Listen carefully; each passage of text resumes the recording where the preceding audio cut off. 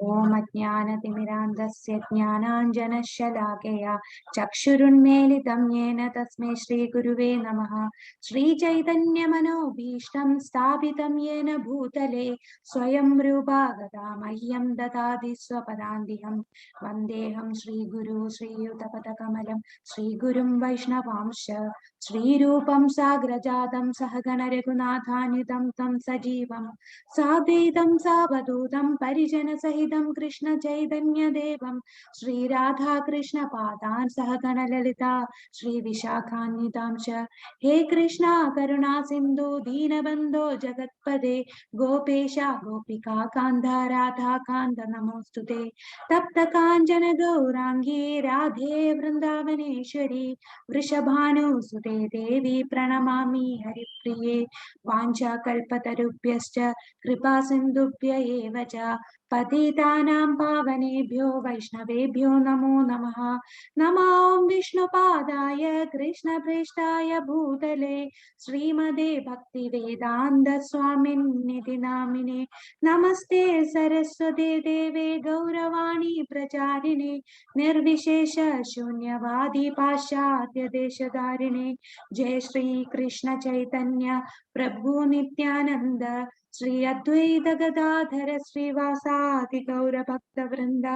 हरे कृष्णा कृष्ण कृष्ण हरे हरे हरे राम राम राम हरे हरे। हरे कृष्ण कृष्ण कृष्ण हरे हरे हरे राम राम राम हरे हरे। हरे कृष्ण कृष्ण कृष्ण हरे हरे हरे राम राम राम हरे हरे। ഹരേ Krishna. Shri Shri രാധാഭവൻ temple ISKCON മാംഗ്ലൂരിന്റെ 18 ദിവസത്തെ കോഴ്സിലേക്ക് എല്ലാവർക്കും സ്വാഗതം. നമ്മൾ അധ്യായം 7-ലാണ്. അധ്യായം 7 ജ്ഞാന വിജ്ഞാന യോഗം. കഴിഞ്ഞ അധ്യായത്തിന്റെ പേരെന്തായിരുന്നു? നമ്മൾ ഇന്നലെ പഠിച്ച അധ്യായം 6. അധ്യായം 6ന്റെ പേരെന്തായിരുന്നു? ധ്യാനയോഗം. ധ്യാനയോഗം.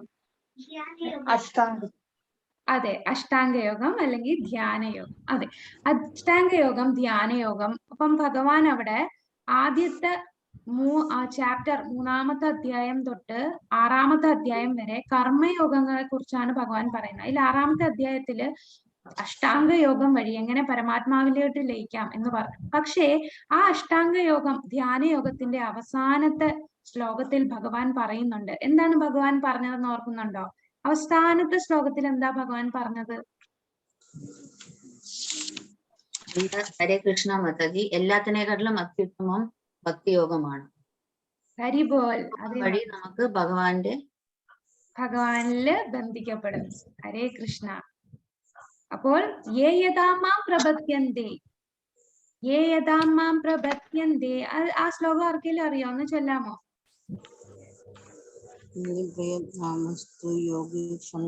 യേ യഥാമാം പ്രപദ്യന്തേ താംസ്തദൈവ പ്രജാമ്യഹം ശ്രദ്ധാവാൻ ഭജതി യോ മാം സമേ യുക്തസ്തമോ മതഃ. ഓക്കെ, അപ്പൊ ആ ശ്ലോകത്തിൽ എന്താണ് ഭഗവാൻ പറയുന്നത്? യേ യഥാമാം പ്രപദ്യന്തേ, യേ യഥാമാം പ്രപദ്യന്തേ എന്നാണ് പറയുന്നത്. അതിൽ എന്നെ തന്നെ സ്മരിച്ചുകൊണ്ടിരിക്കുക. ശ്രദ്ധാവാൻ ഭജതേ യോഗം, അത്രയും വിശ്വാസത്തോടു കൂടി, ആ കംപ്ലീറ്റ് സറണ്ടർ, അത്രയും വിശ്വാസത്തോടു കൂടി ഭഗവാനെ ഭജിക്കുന്ന ആൾ, ആ ഭക്തിയുത സേവനം ചെയ്യുന്നത്, അതാണ് ഏറ്റവും ഉത്തമനായ യോഗി. അപ്പോൾ ആ ഭക്തിയോഗം ഈ ഒരു അധ്യായത്തില് അധ്യായം 7 തൊട്ട് 12 വരെയുള്ള അധ്യായങ്ങളിൽ നമ്മൾ ഭക്തിയോഗമാണ് നോക്കുന്നത്. ഭക്തിയോഗത്തിൽ പറയുന്നത് എന്താണ്? ആരാണ് ഭക്തൻ? എന്താണ് ഭക്തിയുത സേവനം?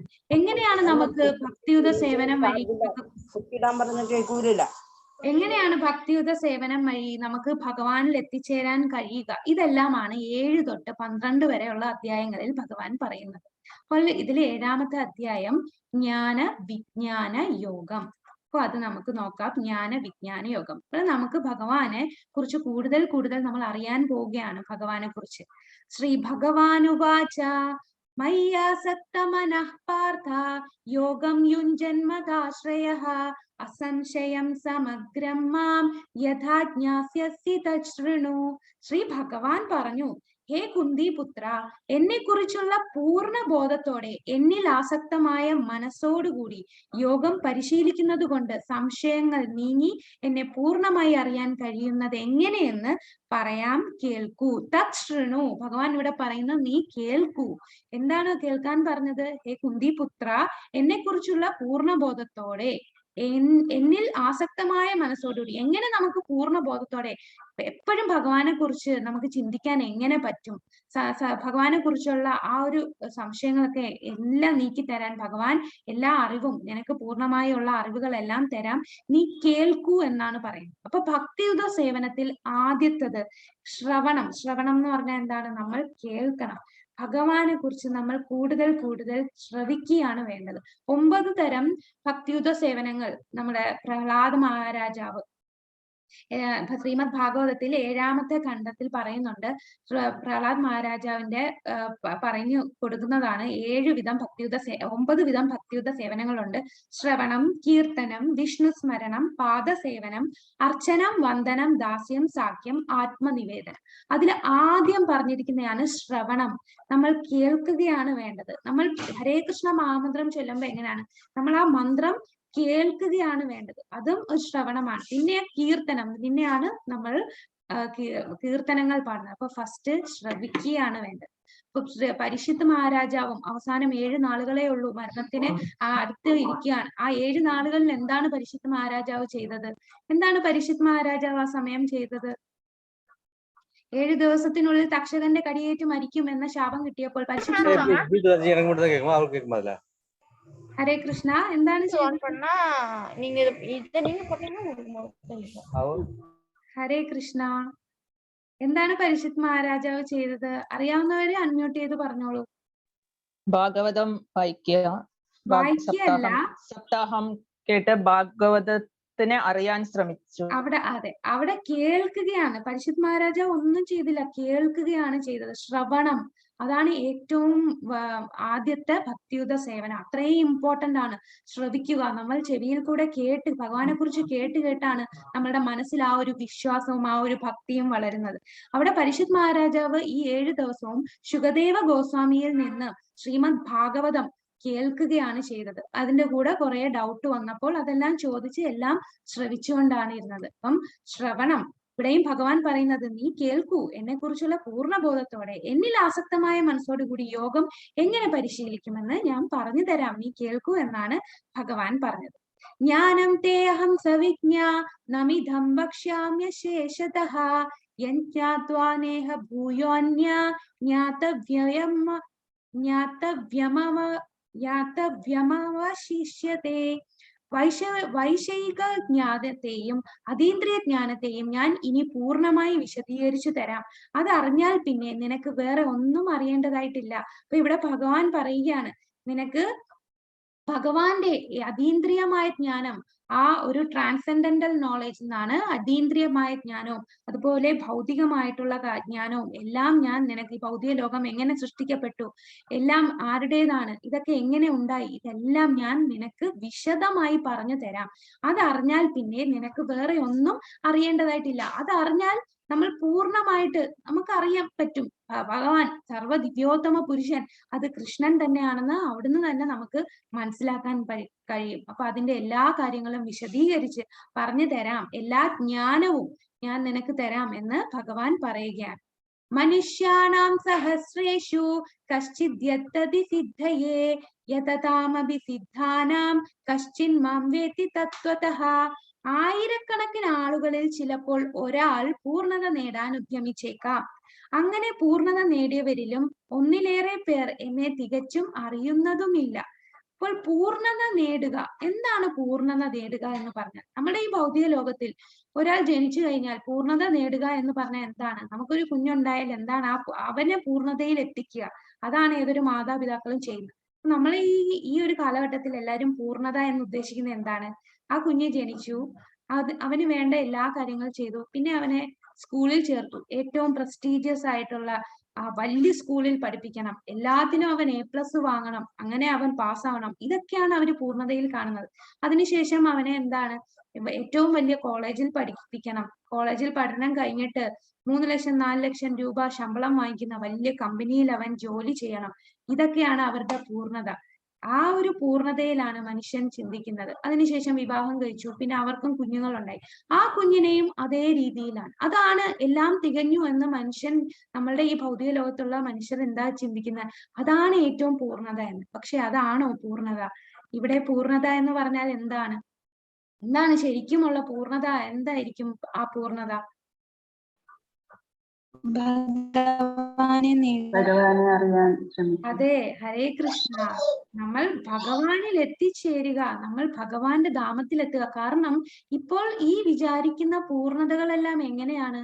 ഇതെല്ലാം ശാശ്വതമല്ല, എല്ലാം വളരെ കുറച്ചു നാളത്തേക്കാണ്, അശാശ്വതമാണ്. ഇതെല്ലാം ടെമ്പററി ആണ്. നമ്മൾ ഈ കിട്ടുന്ന എല്ലാം, നമ്മളുടെ ഈ ആത്മാവ് തന്നെ ഈ ശരീരത്ത് കുറച്ചു നാളുകൾക്ക് വേണ്ടി മാത്രമാണ് ഈ ആത്മാവ് ഇരിക്കുന്നത്. കുറെ കഴിയുമ്പോൾ എന്താണ്, ഈ ആത്മാവ് ഈ ഒരു ശരീരം നശിക്കും. ഈ ശരീരം നശിച്ച് ഈ ആത്മാവ് അടുത്ത ശരീരത്തിലോട്ട് പോകുന്നതാണ്. അപ്പൊ അടുത്ത ശരീരത്തിൽ പോകുമ്പോൾ ഞാൻ ഈ ജന്മം ഞാൻ എന്താണ് ഡോക്ടർ ആയിരുന്നു, അതുകൊണ്ട് അടുത്ത ജന്മവും ഞാൻ ഡോക്ടർ ആവും എന്ന് വല്ല ഉറപ്പുണ്ടോ? വീണ്ടും നമ്മള് LKG-യിലെ ABCD തൊട്ട് പഠിക്കേണ്ടി വരും, അല്ലേ? അതാണ് ഈ ഭൗതിക ലോകത്തിലുള്ളത്. അതല്ല പൂർണ്ണത. ഇവിടെ ശ്രീമദ് ഭാഗവതത്തിൽ പറയുന്നു, ഒരുവൻ പൂർണ്ണത നേടുക. പൂർണ്ണത നേടുക എന്ന് പറഞ്ഞാൽ എന്താണ്? അവൻ ഭഗവാനെ അറിയുന്നവനാണ്. ഭഗവാനിൽ എത്തിച്ചേരാനായിട്ട് ഈ മനുഷ്യജന്മം ഉപയോഗിക്കുന്നവൻ, അതാണ് യഥാർത്ഥ പൂർണ്ണത നേടുന്നവൻ. നമുക്കറിയാം 84 ലക്ഷം ജീവജാലങ്ങൾ, സ്പീഷീസ് ഉണ്ട് ഈ ബ്രഹ്മാണ്ടത്തിൽ.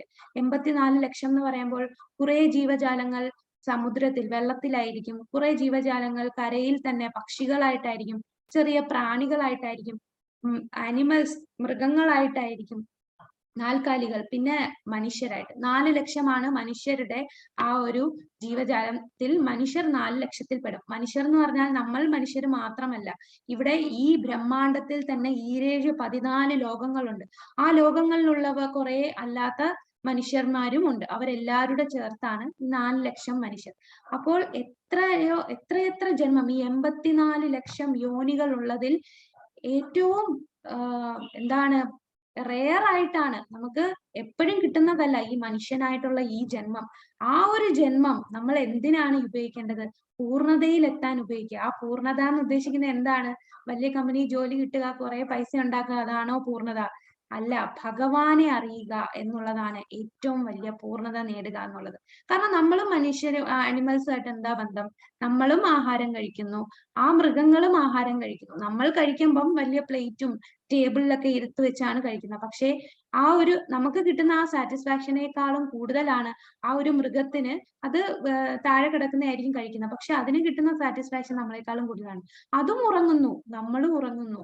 ആഹാര, നിദ്ര, ഭയമൈഥുന, ഈ 4 കാര്യങ്ങൾ, ഈറ്റിംഗ്, സ്ലീപ്പിംഗ്, മേറ്റിംഗ്, ഡിഫെൻഡിങ് എന്ന് പറയും. ആഹാരം, നിദ്ര, ഭയമൈഥുന. ആഹാരം നമ്മളും കഴിക്കുന്നു, മൃഗങ്ങളും കഴിക്കുന്നു.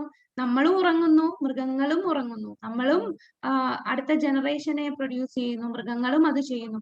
അവരും ഭയമുണ്ട്, നമുക്കും ഭയമുണ്ട്. നമുക്ക് ഫ്യൂച്ചറിനെ കുറിച്ച്, നമ്മൾ ഇനി എന്താവും എന്നുള്ള ആദിയിൽ നമ്മൾ ഓരോന്നും ചെയ്യുന്നു. അത് മൃഗങ്ങൾക്കുമുണ്ട്. എനിക്ക് നാളത്തെ ആഹാരം കിട്ടാനായിട്ട് ചെല്ലുമ്പോൾ വേറെ മൃഗങ്ങളൊക്കെ അറ്റാക്ക് ചെയ്യാൻ വരും. ആ ഒരു ഡിഫെൻഡിങ് അവർക്കുമുണ്ട്. പക്ഷെ നമ്മൾ കുറച്ച് സുഖ സൗകര്യങ്ങൾ കൂടി ചെയ്യുന്നു, അവര് സാധാ പോലെ ചെയ്യുന്നു. പക്ഷെ ആ മനസ്സന്തോഷം നമ്മളെക്കാൾ കൂടുതൽ അവരും കിട്ടുന്നു. അപ്പൊ നമ്മളും ആ മൃഗങ്ങളും തമ്മിൽ എന്താണ് വ്യത്യാസം? ഈ ഉറങ്ങാനും കഴിക്കാനും വേണ്ടിയാണോ നമ്മൾ ജീവിക്കേണ്ടത്? ഈ മനുഷ്യജന്മം അതിനാണോ ഉപയോഗിക്കേണ്ടത്? അല്ല. നമ്മളും മൃഗങ്ങളും തമ്മിലുള്ള വ്യത്യാസം നമുക്ക് ചിന്തിക്കാനുള്ള കഴിവുണ്ട്. ആ ചിന്ത ഏതിൽ ഉപയോഗിക്കണം? ഭഗവാനെ അറിയാൻ നമ്മുടെ ആ ചിന്ത, നമ്മളുടെ ബുദ്ധി ഭഗവാനെ അറിയാൻ ഉപയോഗിക്കുക. പക്ഷെ ആ ഒരു ഗുണം നമ്മൾ ഈ പറയുന്ന മറ്റ് 84 ലക്ഷങ്ങളിൽ മനുഷ്യനല്ലാത്ത ജന്മമുള്ള ഒരു ജീവജാലങ്ങൾക്കും ആ ഒരു ഗുണമില്ല. അതിനാൽ ഇത്രയും വിരളമായി കിട്ടുന്നതാണ് ഈ മനുഷ്യജന്മം. നമ്മൾ എത്രയോ ജന്മം പുണ്യം ചെയ്താണ് ഈ മനുഷ്യജന്മം കിട്ടിയത്. ആ മനുഷ്യജന്മം നമ്മൾ വെറുതെ കളയാനുള്ളതല്ല, പൂർണ്ണതയിൽ എത്താനുള്ളതാണ്. അങ്ങനെ കുറെ ആയിരക്കണക്കിന് ആൾക്കാരുണ്ടെങ്കിൽ അതില് ഒരാളായിരിക്കും ഈ പൂർണ്ണത നേടാൻ ഉദ്യമിക്കുന്നത്. ഇപ്പോൾ തന്നെ നമ്മളെല്ലാരും എത്രയോ ഈ 1000 പേരിൽ ഒരാളാണ് നമ്മൾ എല്ലാവരും. നമ്മൾ അതിനുവേണ്ടി ശ്രമിക്കുകയാണ്, ഭഗവാനെ കുറിച്ച് അറിയുകയാണ്, നമ്മൾ ഭഗവത്ഗീത നമ്മൾ ശ്രവിക്കുകയാണ്, കേൾക്കുകയാണ്, ആ പൂർണ്ണത നേടാൻ നമ്മൾ ശ്രമിക്കുകയാണ്.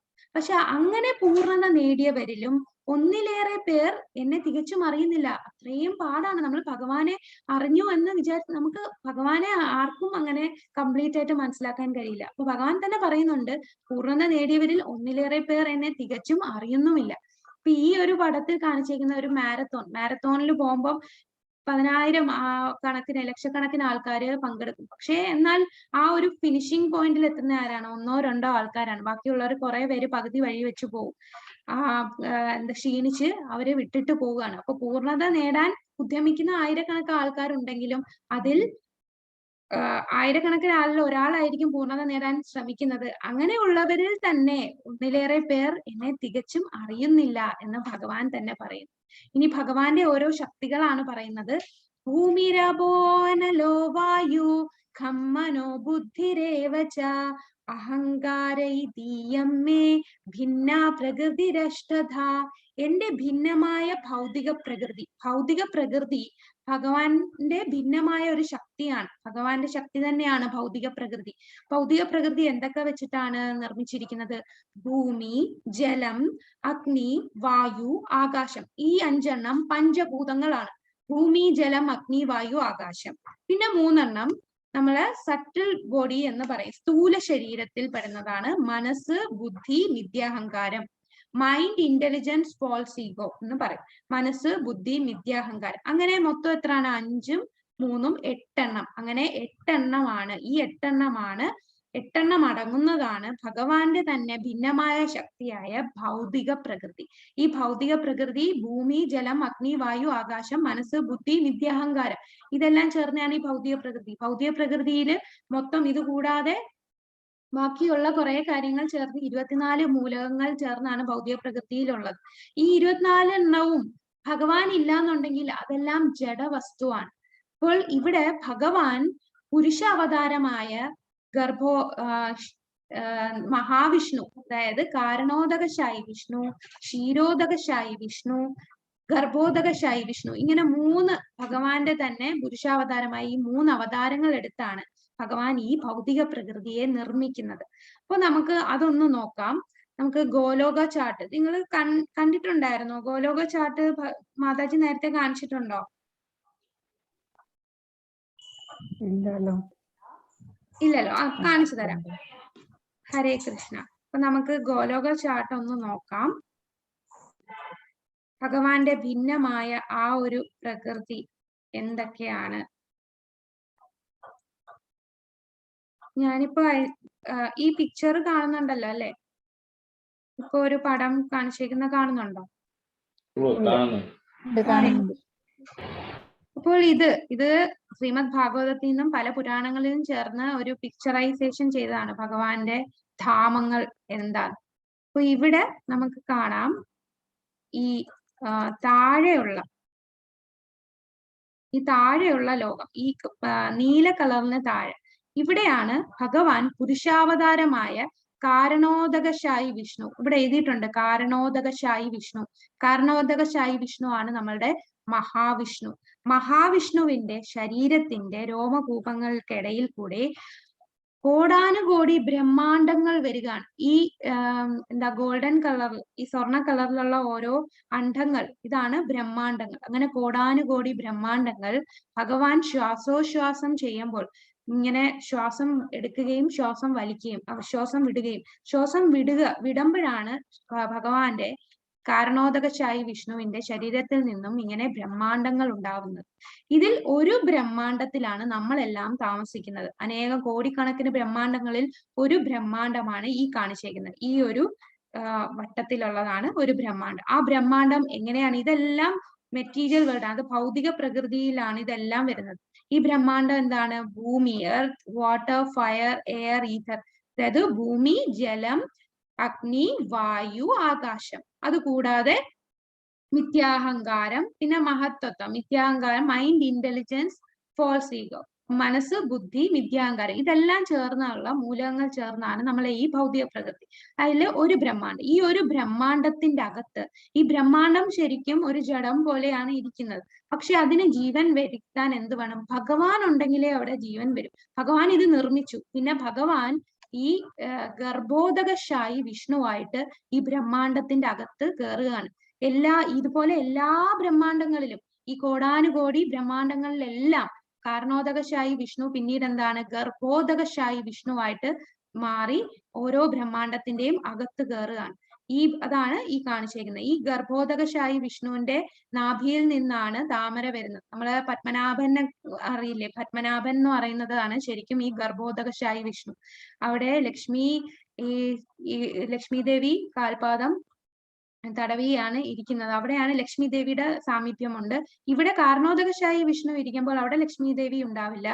അതിനുശേഷം ഗർഭോദകശായി വിഷ്ണു ആയിട്ട് ഇരിക്കുമ്പോൾ അവിടെ ലക്ഷ്മി ദേവി ഉണ്ടാവും. അങ്ങനെ ഈ നാഭിയിൽ നിന്ന് താമര വരികയാണ്. ആ താമരയുടെ മുകളിൽ ആരാണ് വരുന്നത്? ബ്രഹ്മാവ്. അങ്ങനെ ഭഗവാനിൽ നിന്നും ബ്രഹ്മാവ് ഉണ്ടാകും. എന്നിട്ട് 14 ലോകങ്ങൾ, ഈ 14 ലോകങ്ങൾ നിർമ്മിക്കാനുള്ള എല്ലാ കാര്യങ്ങളും ബ്രഹ്മാവിന് കൊടുത്തിട്ടുണ്ട്. ഇനി ബ്രഹ്മാവ് അവിടെ എല്ലാം സൃഷ്ടി നടത്തുകയാണ്. അങ്ങനെ 14 ലോകങ്ങളുണ്ട്. ഏറ്റവും മുകളിലാണ് സത്യലോകം. സത്യലോകത്തിലാണ് നമ്മളെ ബ്രഹ്മാവിന്റെ ലോകമാണ് സത്യലോകം. പിന്നെ തപലോകം, ജനലോകം, മഹർലോകം, പിന്നെ സ്വർഗലോകം, ഭുവർലോകം, പിന്നെ 7ാമത്തെയാണ് നമ്മളുടെ ഭൂമി, ഭൂർലോകം. ഭൂർലോകം എന്ന് പറയുന്ന നമ്മളെ ഭൂമി. ഇവിടെയാണ് നമ്മൾ താമസിക്കുന്നത്. പിന്നെ നമ്മളുടെ താഴെയും വീണ്ടും താഴെയുള്ള ലോകങ്ങളാണ് അത്തല, വിത്തല, സുതല, തലതല, മഹാതല, രസാതല, പാതാൾ. അങ്ങനെ 14 ലോകങ്ങളാണ് ഉള്ളത്. അതിലെ നടുക്കാണ് നമ്മൾ ഭൂമി. ഇനി ഇവിടെ ഉള്ള എല്ലാ ജീവജാലങ്ങളുടെയും അവർക്കും ജീവൻ വെക്കണമെങ്കിൽ നമ്മളുടെ എല്ലാവരുടെയും ഹൃദയത്തിൽ ആരാണിരിക്കുന്ന? പരമാത്മാവായിട്ട് ഭഗവാൻ ഉണ്ടല്ലേ. അപ്പോ ഈ ഗർഭോദകശായി വിഷ്ണു പിന്നീട് ക്ഷീരോദകശായി വിഷ്ണു ആയിട്ട് വരും. ആ ക്ഷീരോദകശായി വിഷ്ണു ആണ് പരമാത്മാവായിട്ട് എല്ലാവരുടെ ഉള്ളിലും കയറുന്നത്. നമ്മളുടെ എല്ലാവരുടെയും ഹൃദയത്തിൽ ആ പരമാത്മാവ് ഇരിപ്പുണ്ട്. ഭഗവാൻ എല്ലാം കണ്ടുകൊണ്ടിരിക്കുകയാണ്. എല്ലാത്തിനും സാക്ഷിയായിട്ട് ഭഗവാൻ നമ്മളുടെ എല്ലാം ഉള്ളിലിരിക്കുകയാണ്. അതാണ് ക്ഷീരോദകശായി വിഷ്ണു. ക്ഷീരോദകശായി വിഷ്ണു ധ്രുവലോകത്തിലാണ് കഴിയുന്നത്. ധ്രുവന്റെ പ്ലാനറ്റ്, ആ ഒരു പോൾ സ്റ്റാർ എന്ന് പറയും. നമുക്ക് ആകാശത്തിൽ കാണാൻ പറ്റും ഈ ഒരു സ്റ്റാറിനെ. ധ്രുവലോകമാണ് അത്. അവിടെയാണ് ക്ഷീരോദകശായി വിഷ്ണു വസിക്കുന്നത്. ക്ഷീരസാഗരത്തിൽ, പാൽക്കടലിൽ, പാലാഴി എന്നൊക്കെ പറയില്ലേ, പാലാഴി മദനമൊക്കെ നടന്നത് ഈ ക്ഷീരോദകശായി വിഷ്ണുവിന്റെ സ്ഥലത്താണ്. നമ്മളുടെ ഭൂമിയിൽ ഉപ്പ് കൊണ്ടുള്ള കടലേ ഉള്ളൂ. അല്ലാതെ എത്രയോ കടലുകളുണ്ട്.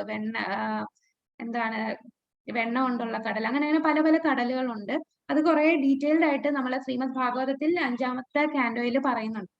അപ്പോൾ ഇതാണ് നമ്മളുടെ ഒരു ബ്രഹ്മാണ്ടം. ഈ ബ്രഹ്മാണ്ടത്തില് ഇത് മഹത്വത്വമായിട്ടിരിക്കും. ഇത് ദേവീധാമം എന്നാണ് പറയുന്നത്. ഈ ഓരോ ബ്രഹ്മാണ്ടത്തിനെയും ഇതുപോലെ തന്നെ എല്ലാ ബ്രഹ്മാണ്ടത്തിലും ഇതുപോലെ ബ്രഹ്മാവും ഉണ്ട്, ഗർഭോദകശായി വിഷ്ണു ഉണ്ട്, ക്ഷീരോദകശായി വിഷ്ണു, അങ്ങനെ അനേകം ബ്രഹ്മാവുണ്ട്. നമ്മൾക്ക് മാത്രമല്ല, നമ്മളുടെ ബ്രഹ്മാവ് ചതുർമുഖനായ ബ്രഹ്മാവ്. അതുപോലെ പല പല ബ്രഹ്മാണ്ടത്തിലും കുറെ തലകൾ കൂടുതലുള്ള 10 തലയുള്ള ബ്രഹ്മാവ് ഉണ്ടാവും. പക്ഷെ നമ്മളുടെ ബ്രഹ്മാവ് ചതുർമുഖനാണ്. അപ്പൊ നമ്മളൊക്കെ എന്ത് എന്താണ്, നമ്മളൊന്നും ഒന്നും അല്ലല്ലേ. എത്ര ലക്ഷക്കണക്കിന് ആൾക്കാരാണ്. വെറും ഒരു ബ്രഹ്മാണ്ടം, അതിൽ ഏറ്റവും ചെറിയ ബ്രഹ്മാണ്ടത്തിലാണ് നമ്മൾ താമസിക്കുന്നത്. നമ്മൾ മനുഷ്യൻ വിചാരിക്കും നമ്മളെല്ലാം തികഞ്ഞവരാണ്, എല്ലാം നേടിയവരാണ്. പക്ഷെ നമ്മളൊന്നും ഒന്നുമല്ല. നമ്മളെക്കാളും കൂടുതൽ കഴിവുകളുള്ള പല പല ജീവജാലങ്ങൾ പല ബ്രഹ്മാണ്ടങ്ങളിലുമുണ്ട്, നമ്മളുടെ ഉപരിലോകങ്ങളിലുമുണ്ട്. അപ്പൊ ഈ ഓരോ ബ്രഹ്മാണ്ടത്തിനെയും നയിക്കുന്നത് മായാദേവി. ശംഭുവും മായാദേവി, മഹാദേവനും നമ്മളുടെ ദുർഗാദേവിയാണ് മഹാമായയായ മായാദേവി. അതുകൊണ്ടാണ് ദേവീധാമം. ഇവരാണ് ഇതെല്ലാം പരിപാലിക്കുന്നത്. അതിന് മുകളിലാണ് ഇവിടെയാണ് നമ്മുടെ ആധ്യാത്മിക ലോകം തുടങ്ങുന്നത്. ഇത് വിരജാ നദി താണ്ടിയാണ് നമ്മൾ ആധ്യാത്മിക ലോകത്തെത്തുക. അവിടെ ആദ്യം ബ്രഹ്മജ്യോതിയാണ്. അവിടെ ലൈറ്റ് മാത്രമേ, ആ ജ്യോതി മാത്രമേ കാണുന്നുള്ളൂ. അപ്പൊ സായുജ്യ മുക്തി നേടുന്നവരാണ് ഇവിടെ എത്തുന്നത്. അവർക്ക് ഭഗവാനെ ഒന്നും കാണാൻ പറ്റില്ല. അവര് ബ്രഹ്മൻ റിയലൈസേഷൻ ആണ്. അവിടെ ബ്രഹ്മമാണ്, അഹം ബ്രഹ്മാസ്മി, ഞാൻ ബ്രഹ്മമാണ്, എല്ലാം ഭഗവാനെ ഒരു പ്രകാശമായിട്ട് അവരാണ് ഈ ബ്രഹ്മജ്യോതിയിൽ എത്തുന്നത്. ശരിക്കും ഈ പ്രകാശം എന്താണ്? ഭഗവാന്റെ ശരീരത്തിൽ നിന്ന് വരുന്നതാണ് ഈ പ്രകാശം. അതിനു മുകളിലാണ് നമ്മുടെ വൈകുണ്ഠ ലോകം. അവിടെ ലക്ഷ്മി നാരായണൻ ആണ് അവിടെ വസിക്കുന്നത്. അതുപോലെ അനേകം വൈകുണ്ഠങ്ങളുണ്ട്. നമുക്കറിയാം, മത്സ്യം, കൂർമ്മം, വരാഹം, അങ്ങനെ പല പല അവതാരങ്ങളിൽ ഭഗവാൻ വരുന്നു. അതെല്ലാം ഓരോ അവതാരത്തിനും ഓരോ വൈകുണ്ഠം ഈ വൈകുണ്ഠ ലോകങ്ങളിലുണ്ട്. ഇതെല്ലാം ഓരോ വൈകുണ്ഠ ലോകങ്ങളാണ്. അവിടെ കൂടുതൽ അവിടെ എല്ലാരും ഭഗവാനെ ലക്ഷ്മി നാരായണനെയാണ് പ്രാർത്ഥിക്കുക. അവിടെ ഉള്ള ആൾക്കാരെല്ലാം ഭഗവാന്റെ സേവകനായിട്ടും അതുപോലെ ശാന്തഭാവം ദാസ്യഭാവത്തിലുള്ള ആൾക്കാരായിരിക്കും ഈ ഒരു വൈകുണ്ഠ ലോകത്തിൽ. അതിന്റെ മുകളിൽ പോകുമ്പോഴാണ് അയോധ്യാധാമം. അവിടെ ശ്രീരാമനും സീതാദേവിയും ലക്ഷ്മണനും കുടുംബാംഗങ്ങളും എല്ലാവരുമായിട്ട് അയോധ്യയിൽ ഭഗവാൻ വാഴുന്നു ശ്രീരാമനായിട്ട്. അതിന്റെ മുകളിൽ ദ്വാരകയുണ്ട്, അതിന്റെ മുകളിൽ ജഗന്നാഥപുരി, പിന്നീട് മധുര, പിന്നീടാണ് ഏറ്റവും മുകളിൽ ഏറ്റവും ഉയർന്നതാണ് നമ്മളെ ഗോലോക വൃന്ദാവനം. അവിടെ കൃഷ്ണനും രാധയുമാണുള്ളത്. ഇതാണ് ഏറ്റവും വലിയ, ഇതിന്റെ മുകളിൽ പിന്നെ ഒന്നുമില്ല. ഇതാണ് ഏറ്റവും വലിയ ലോകം. നമ്മൾ വിചാരിക്കും നമ്മളെ ഭൂമിയാണ് ഏറ്റവും വലുത്. നമ്മളെ ഭൂമി ഒന്നുമല്ല, ഇപ്പൊ മനസ്സിലായില്ലേ? ഏറ്റവും വലിയ ലോകം, ഭഗവാന്റെ ധാമം എന്ന് പറയുന്നത് ഗോലോക വൃന്ദാവനമാണ്. ഇവിടെയും ഈ വൈകുണ്ഠവുമായിട്ടുള്ള വ്യത്യാസം എന്താന്ന് വെച്ചാൽ, ഈ ഗോലോക വൃന്ദാവനത്തിൽ നമുക്ക് 5 ഭാവങ്ങളുണ്ട്. ദാസ്യഭാവം, ശാന്തഭാവം മാത്രമേ ഇവിടെയുള്ളൂ. പക്ഷെ ഈ ഗോലോക വൃന്ദാവനം കണ്ടോ, 1000 ലക്ഷക്കണക്കിന് ഇതളുകളുള്ള ഒരു താമര പോലെയാണ് ഈ ഗോലോക വൃന്ദാവനം. ഈ ഗോലോക വൃന്ദാവനത്തില് ഭഗവാൻ രാധയുമായിട്ടുണ്ട്. അതുപോലെ അവിടെ യശോദാമയും നന്ദമഹാരാജുമായിട്ട് അവിടെ ആ ലീലകൾ ആടുന്ന സ്ഥലമുണ്ട്. പിന്നെ ഭഗവാൻ ഫ്രണ്ട്സുമായിട്ടൊക്കെ ഗോകുലത്തിലുള്ള ഗോപന്മാരുമായിട്ടൊക്കെ ചെയ്യുന്ന ഓരോ ലീലകൾ, അങ്ങനെ ഓരോ ഇതളിലും ഓരോ ധാമങ്ങളാണ് ഭഗവാന്റെ. അങ്ങനെ ഭഗവാൻ എല്ലാ ലീലകളും ആടുന്ന സ്ഥലമാണ് ആ ഗോലോകത്തിലുള്ള ഗോലോക വൃന്ദാവനം എന്ന് പറയുന്നത്. അപ്പൊ ഇവിടെ ശാന്തരസവും അതുപോലെ ദാസ്യരസം കൂടാതെ മാധുര്യ രസമുണ്ട്. അതാണ് ഏറ്റവും വലിയ രസം. രാധാദേവിയും ഭഗവാനും പിന്നെ ഗോപികമാരും എല്ലാം ഉള്ള മാധുര്യ രസം. പിന്നീട് എന്താണ്, വാത്സല്യ രസമുണ്ട്, സാഖ്യ രസമുണ്ട്. വാത്സല്യം എന്ന് പറഞ്ഞാൽ യശോദാമയ്ക്ക് ഭഗവാനോടുള്ള എന്താണ്, വാത്സല്യ ഭാവമാണ്. അപ്പൊ ആ വാത്സല്യ രസം അവിടെ ആടാൻ പറ്റും. അതുപോലെ സാഖ്യരസം, ഫ്രണ്ട്ഷിപ്പ്, ഭഗവാന് കൂട്ടുകാരുമായിട്ടുള്ള ആ ഒരു റിലേഷൻ, ഇതെല്ലാം അടങ്ങിയതാണ്. അത്രയും മനോഹരമായ സ്ഥലമാണ് ഗോലോക വൃന്ദാവൻ. നമ്മൾ ഗൗഡീയ വൈഷ്ണവ സമ്പ്രദായത്തിൽ നമ്മളുടെ ലക്ഷ്യം എന്ന് പറയുന്നത് ഈ ഗോലോകത്ത് ഭഗവാന്റെ അടുത്ത് എത്തുക എന്നുള്ളതാണ്. അതിനാണ് നമ്മളെല്ലാം ശ്രമിക്കേണ്ടത്, ഭഗവാന്റെ ധാമത്തിൽ എത്തുക. അത് ഗോലോക വൃന്ദാവനത്തിലാണ് എത്തേണ്ടത്. ഇതാണ് ഗോലോക ചാർട്ട്. ഇത് കുറെ ഉണ്ട്, ജസ്റ്റ് ഞാനൊരു ഓവർവ്യൂ ആയിട്ട് പറഞ്ഞതാണ്. ഹരേ കൃഷ്ണ. ഇനി നമുക്ക് ഇത് നോക്കാം. അപ്പൊ അവിടെ ആ ഒരു ഭൗതിക പ്രകൃതി, ഭഗവാൻ ഈ 8 കാര്യങ്ങൾ ചേർത്താണ് ഭൗതിക പ്രകൃതിയെ ഭഗവാൻ നിർമ്മിച്ചിരിക്കുന്നത്. ഇതെല്ലാം ഭഗവാന്റെ ശക്തി തന്നെയാണ്. ഈ 5ാമത്തെ ശ്ലോകം, അപരേയമിതസ്തസ്മ്യാം പ്രകൃതിം വിദ്ധി മേ പരാം ജീവഭൂതാം മഹാബാഹോ യയേദം ധാര്യതേ ജഗത്. ഇവയ്ക്ക് പുറമെ ഹേ മഹാബാഹുവായ അർജുന, എനിക്ക് മറ്റൊരു ഉത്കൃഷ്ട ശക്തി കൂടെയുണ്ട്. ഈ താഴ്ന്ന തരം ഭൗതിക പ്രകൃതിയുടെ വിഭവങ്ങളെ ചൂഷണം ചെയ്യുന്ന ജീവഗണങ്ങളാണ്. അപ്പോൾ ഇതിനു മുമ്പ് ഭഗവാൻ എന്താ പറഞ്ഞത്? ഇതെല്ലാം ഭഗവാന്റെ ശക്തിയാണ്. അതായത് ഭൂമി, ജലം, വായു, ആകാശം, മനസ്സ്, ബുദ്ധി, വിദ്യ, അഹങ്കാരം. ഇതിനേക്കാളും ഉയർന്ന ഒരു ശക്തി കൂടെ ഭഗവാനുണ്ട്. ആ ഉയർന്ന ശക്തി എന്ന് പറയുന്നത് നമ്മൾ ജീവാത്മാക്കളാണ്. പക്ഷെ നമ്മൾ ജീവാത്മാക്കൾ ഈ ഭൗതിക പ്രകൃതിയിൽ വരുമ്പോൾ നമ്മൾ എല്ലാം മറക്കുന്നു. നമ്മൾ ശരീരമാണ് എന്നുള്ള ചിന്തയിൽ നമ്മൾ ജീവിച്ചു പോവുകയാണ്. പക്ഷേ ഭഗവാന്റെ ആ ഭൗതിക പ്രകൃതിയിൽ കുറച്ചുകൂടെ എന്താണ് കുറച്ചുകൂടെ എനിക്ക് മറ്റൊരു ഉത്കൃഷ്ടമായ ശക്തിയാണ്. മറ്റേ ശക്തിയെക്കാളും കുറച്ചുകൂടെ ശക്തി കൂടുതൽ നമ്മൾ ജീവാത്മാക്കൾക്കാണ്.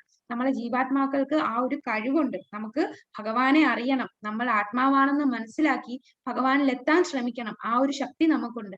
ആ ഭൗതിക പ്രകൃതിയിൽ നിന്ന് പിടിവിടാൻ നമ്മൾ തന്നെ ശ്രമിച്ചാൽ മതി, നമുക്ക് ഭഗവാനിലെത്താൻ സാധിക്കും. മത്തപരതരം ന്യാന്യാത് കിഞ്ചിദസ്തി ധനഞ്ജയ മയി സർവമിദം പ്രോക്തം സൂത്രേ മണിഗണ ഇവ. അപ്പോൾ ഇതെല്ലാം നമ്മളിപ്പോ പറഞ്ഞു, ഇത് ഏത് വിഷ്ണു എന്നാണ് ഞാൻ പറഞ്ഞത്, ഓർക്കുന്നുണ്ടോ? ഇപ്പൊ ഞാൻ പറഞ്ഞു 3 ഭഗവാന്റെ പുരുഷ അവതാരമായിട്ട് 3 വിഷ്ണു ഉണ്ട്. മഹാവിഷ്ണു, ഗർഭോദകശായി വിഷ്ണു, ക്ഷീരോദകശായി വിഷ്ണു. അപ്പൊ ഈ കാണിച്ചേക്കുന്ന ഏത് വിഷ്ണുവാണ്? ഇത് ക്ഷീരോദകശായി വിഷ്ണു അല്ല, ഇത് നമ്മളുടെ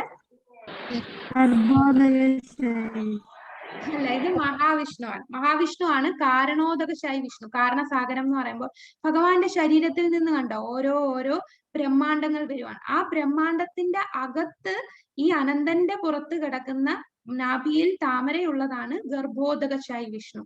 ഇത് മഹാവിഷ്ണു ആണ്. ഇതാണ് നമ്മളുടെ മഹാവിഷ്ണു. അപ്പൊ എല്ലാം എന്താണ് ഭഗവാനിൽ നിന്നാണ് വരുന്നത്. പക്ഷെ നമുക്ക് ഭഗവാനെ കാണാൻ സാധിക്കുന്നില്ല. അതെങ്ങനെയാണ്? ഹേ ധനഞ്ജയ, എന്നേക്കാൾ ശ്രേഷ്ഠമായൊരു സത്യമില്ല. മുത്തുകൾ നൂലിന്മേൽ എന്ന പോലെ സർവവും എന്നിൽ ഇണക്കി കോർക്കപ്പെട്ടിരിക്കുന്നു. അപ്പൊ നമുക്ക് കാണാം, ഒരു മാലയിൽ ഈ മുത്തുകളെല്ലാം ഇങ്ങനെ അടുങ്ങിയിരിക്കാനുള്ള കാരണം എന്താണ്? അതിന്റെ അകത്തൊരു നൂലുണ്ട് അല്ലെ? നൂലുള്ളത് കൊണ്ടാണ് ഈ മുത്തുകൾ ഇങ്ങനെ ഇരിക്കുന്നത്. ആ നൂലില്ലെങ്കിലോ, നൂല് പൊട്ടിപ്പോയാൽ എന്താ സംഭവിക്കുക? മുത്തുകളെല്ലാം വെളിയിൽ പോകും. അതുപോലെ നമ്മളുടെ ഈ പ്രപഞ്ചം മൊത്തവും ഇങ്ങനെ ഇരിക്കാനുള്ള കാരണം എന്താ? മുത്തുകൾ നൂലിൽ എന്ന പോലെ ആ നൂലായ ഭഗവാൻ ഉള്ളത് കൊണ്ടാണ് ഇതെല്ലാം ഈ ഇണക്കി കോർത്തിരിക്കുന്നത് കൊണ്ടാണ് ഇതെല്ലാം നേരെ ഇരിക്കുന്നത്. ഈ പ്രപഞ്ചം മൊത്തവും ഈ കറക്റ്റ് ആയിട്ട് നമ്മൾ തന്നെ ആലോചിച്ച് നോക്കുക. സൂര്യൻ ഉദിക്കുന്നു, സൂര്യൻ അസ്തമിക്കുന്നു, എത്ര വർഷങ്ങളായിട്ട് അതിനൊരു മാറ്റവും സംഭവിക്കുന്നില്ല. ഇതെല്ലാം എന്തുകൊണ്ടാണ്? ഭഗവാനാണ് അതെല്ലാത്തിനും ശക്തി ഉള്ളത്. ഭഗവാന്റെ തന്നെയാണ് അതിനെല്ലാം പ്രകാശം നൽകിയത്, സൂര്യനും ചന്ദ്രനും എല്ലാം. അപ്പോൾ എന്നേക്കാൾ ശ്രേഷ്ഠമായി വേറൊരു സത്യമില്ല, ഭഗവാനേക്കാൾ ശ്രേഷ്ഠമായി വേറെ ആരുമില്ല. ആ ഒരു സത്യമില്ല.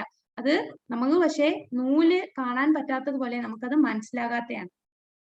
എന്നാൽ ഭഗവാൻ നമുക്ക് മനസ്സിലാക്കാൻ വേണ്ടി കുറെ കാര്യങ്ങൾ പറഞ്ഞു തരികയാണ് ഇവിടെ. രസോഹമപ്സു കൗന്ദേയ പ്രഭാസ്മി ശശി സൂര്യയോ പ്രണവ സർവ വേദേഷു ശബ്ദഖേ പൗരുഷം നൃഷു. ഹേ കുന്തിപുത്ര, ജലത്തിലെ രസവും സൂര്യചന്ദ്രന്മാരിലെ പ്രകാശവും വേദമന്ത്രങ്ങളിലെ പ്രണവവും ആകാശത്തിലെ ശബ്ദവും പുരുഷന്മാരുടെ പൗരുഷവും ഞാനാകുന്നു. അപ്പൊ നമ്മൾ ഈ ജലം, സൂര്യൻ, ചന്ദ്രൻ ഇതെല്ലാം നമ്മൾ സ്ഥിരം കാണുന്ന കാര്യങ്ങളാണ് അല്ലെ? അപ്പൊ അവിടെയും നമുക്ക് ഭഗവാനെ കാണാൻ പറ്റും. കാരണം ഭഗവാൻ തന്നെ പറയുകയാണ്, ജലത്തിലെ രസം, ആ ജലത്തിന്റെ ആ ഒരു രുചി. ജലത്തിന്റെ രുചി എപ്പോഴാ നമ്മൾ അറിയുന്നത്? നമ്മൾ നല്ല ദാഹിച്ചു വലഞ്ഞിരിക്കുമ്പോ കുറച്ച് വെള്ളം കുടിക്കുമ്പോ എന്താ, നമുക്ക് ആ വെള്ളത്തിന് ഒരു ടേസ്റ്റ് തോന്നും. ആ ഒരു രുചി, ആ ശുദ്ധമായ ജലത്തിന്റെ രുചി. കടലിലെ വെള്ളം നമുക്ക് കുടിക്കാൻ പറ്റുമോ? ഇല്ല, അത് ഉപ്പ് രസമാണ്. ആ വെള്ളമല്ല, ശുദ്ധമായ ജലം. ആ ശുദ്ധമായ ജലത്തിന്റെ രുചി അത് ഞാനാണ് എന്ന് ഭഗവാൻ പറയാണ്. അപ്പൊ ഇനി മുതൽ നമ്മൾ എപ്പോഴും വെള്ളം കുടിക്കുമ്പോ എന്താ ആലോചിക്കുക? ഭഗവാൻ തന്നെയാണ് ഈ ഒരു വെള്ളത്തിന്റെ രുചി. അത് ഭഗവാനാണ്. സൂര്യചന്ദ്രന്മാരിലെ പ്രകാശം, സൂര്യനും ചന്ദ്രനും പ്രകാശം നൽകിയത് ഭഗവാനാണ്. അപ്പൊ നമ്മൾ എല്ലാ ദിവസവും സൺലൈറ്റ് കാണുന്നുണ്ട്, ചന്ദ്രനെ കാണുന്നുണ്ട്. അപ്പൊ അത് കാണുമ്പോൾ നമുക്ക് ഓർക്കാം, ഇത് ഭഗവാനാണ്, ഈ വെളിച്ചം ഇത് ഭഗവാൻ തന്നെയാണ്. അങ്ങനെ ഓരോ കാര്യങ്ങളും നമ്മൾ ഭഗവാനെ മനസ്സുറപ്പിച്ച് നമുക്ക് ചിന്തിക്കാൻ, നമുക്ക് എപ്പോഴും ഭഗവാനെ മനസ്സിൽ ചിന്തിക്കാനായിട്ട് സാധിക്കും. വേദമന്ത്രങ്ങളിലെ പ്രണവം, അതായത് വേദമന്ത്രങ്ങളിൽ ഓം, ഓം എന്നുള്ള മന്ത്രം അത് ഭഗവാനാണെന്നാണ് പറയുന്നത്. ആകാശത്തിലെ ശബ്ദം, പുരുഷന്മാരിലെ പൗരുഷം ഇതും ഞാനാകും. വേദമന്ത്രങ്ങളിൽ ഓം ഞാനാണെന്ന് പറയുന്നു. അപ്പോൾ നമ്മളുടെ ഹരേ കൃഷ്ണ മഹാമന്ത്രം അവിടെ ഓം ഇല്ലല്ലോ, അതെന്തായിരിക്കും? എന്തായിരിക്കും കാര്യം? ഭഗവാൻ പറഞ്ഞു ഓം ഞാനാണ്.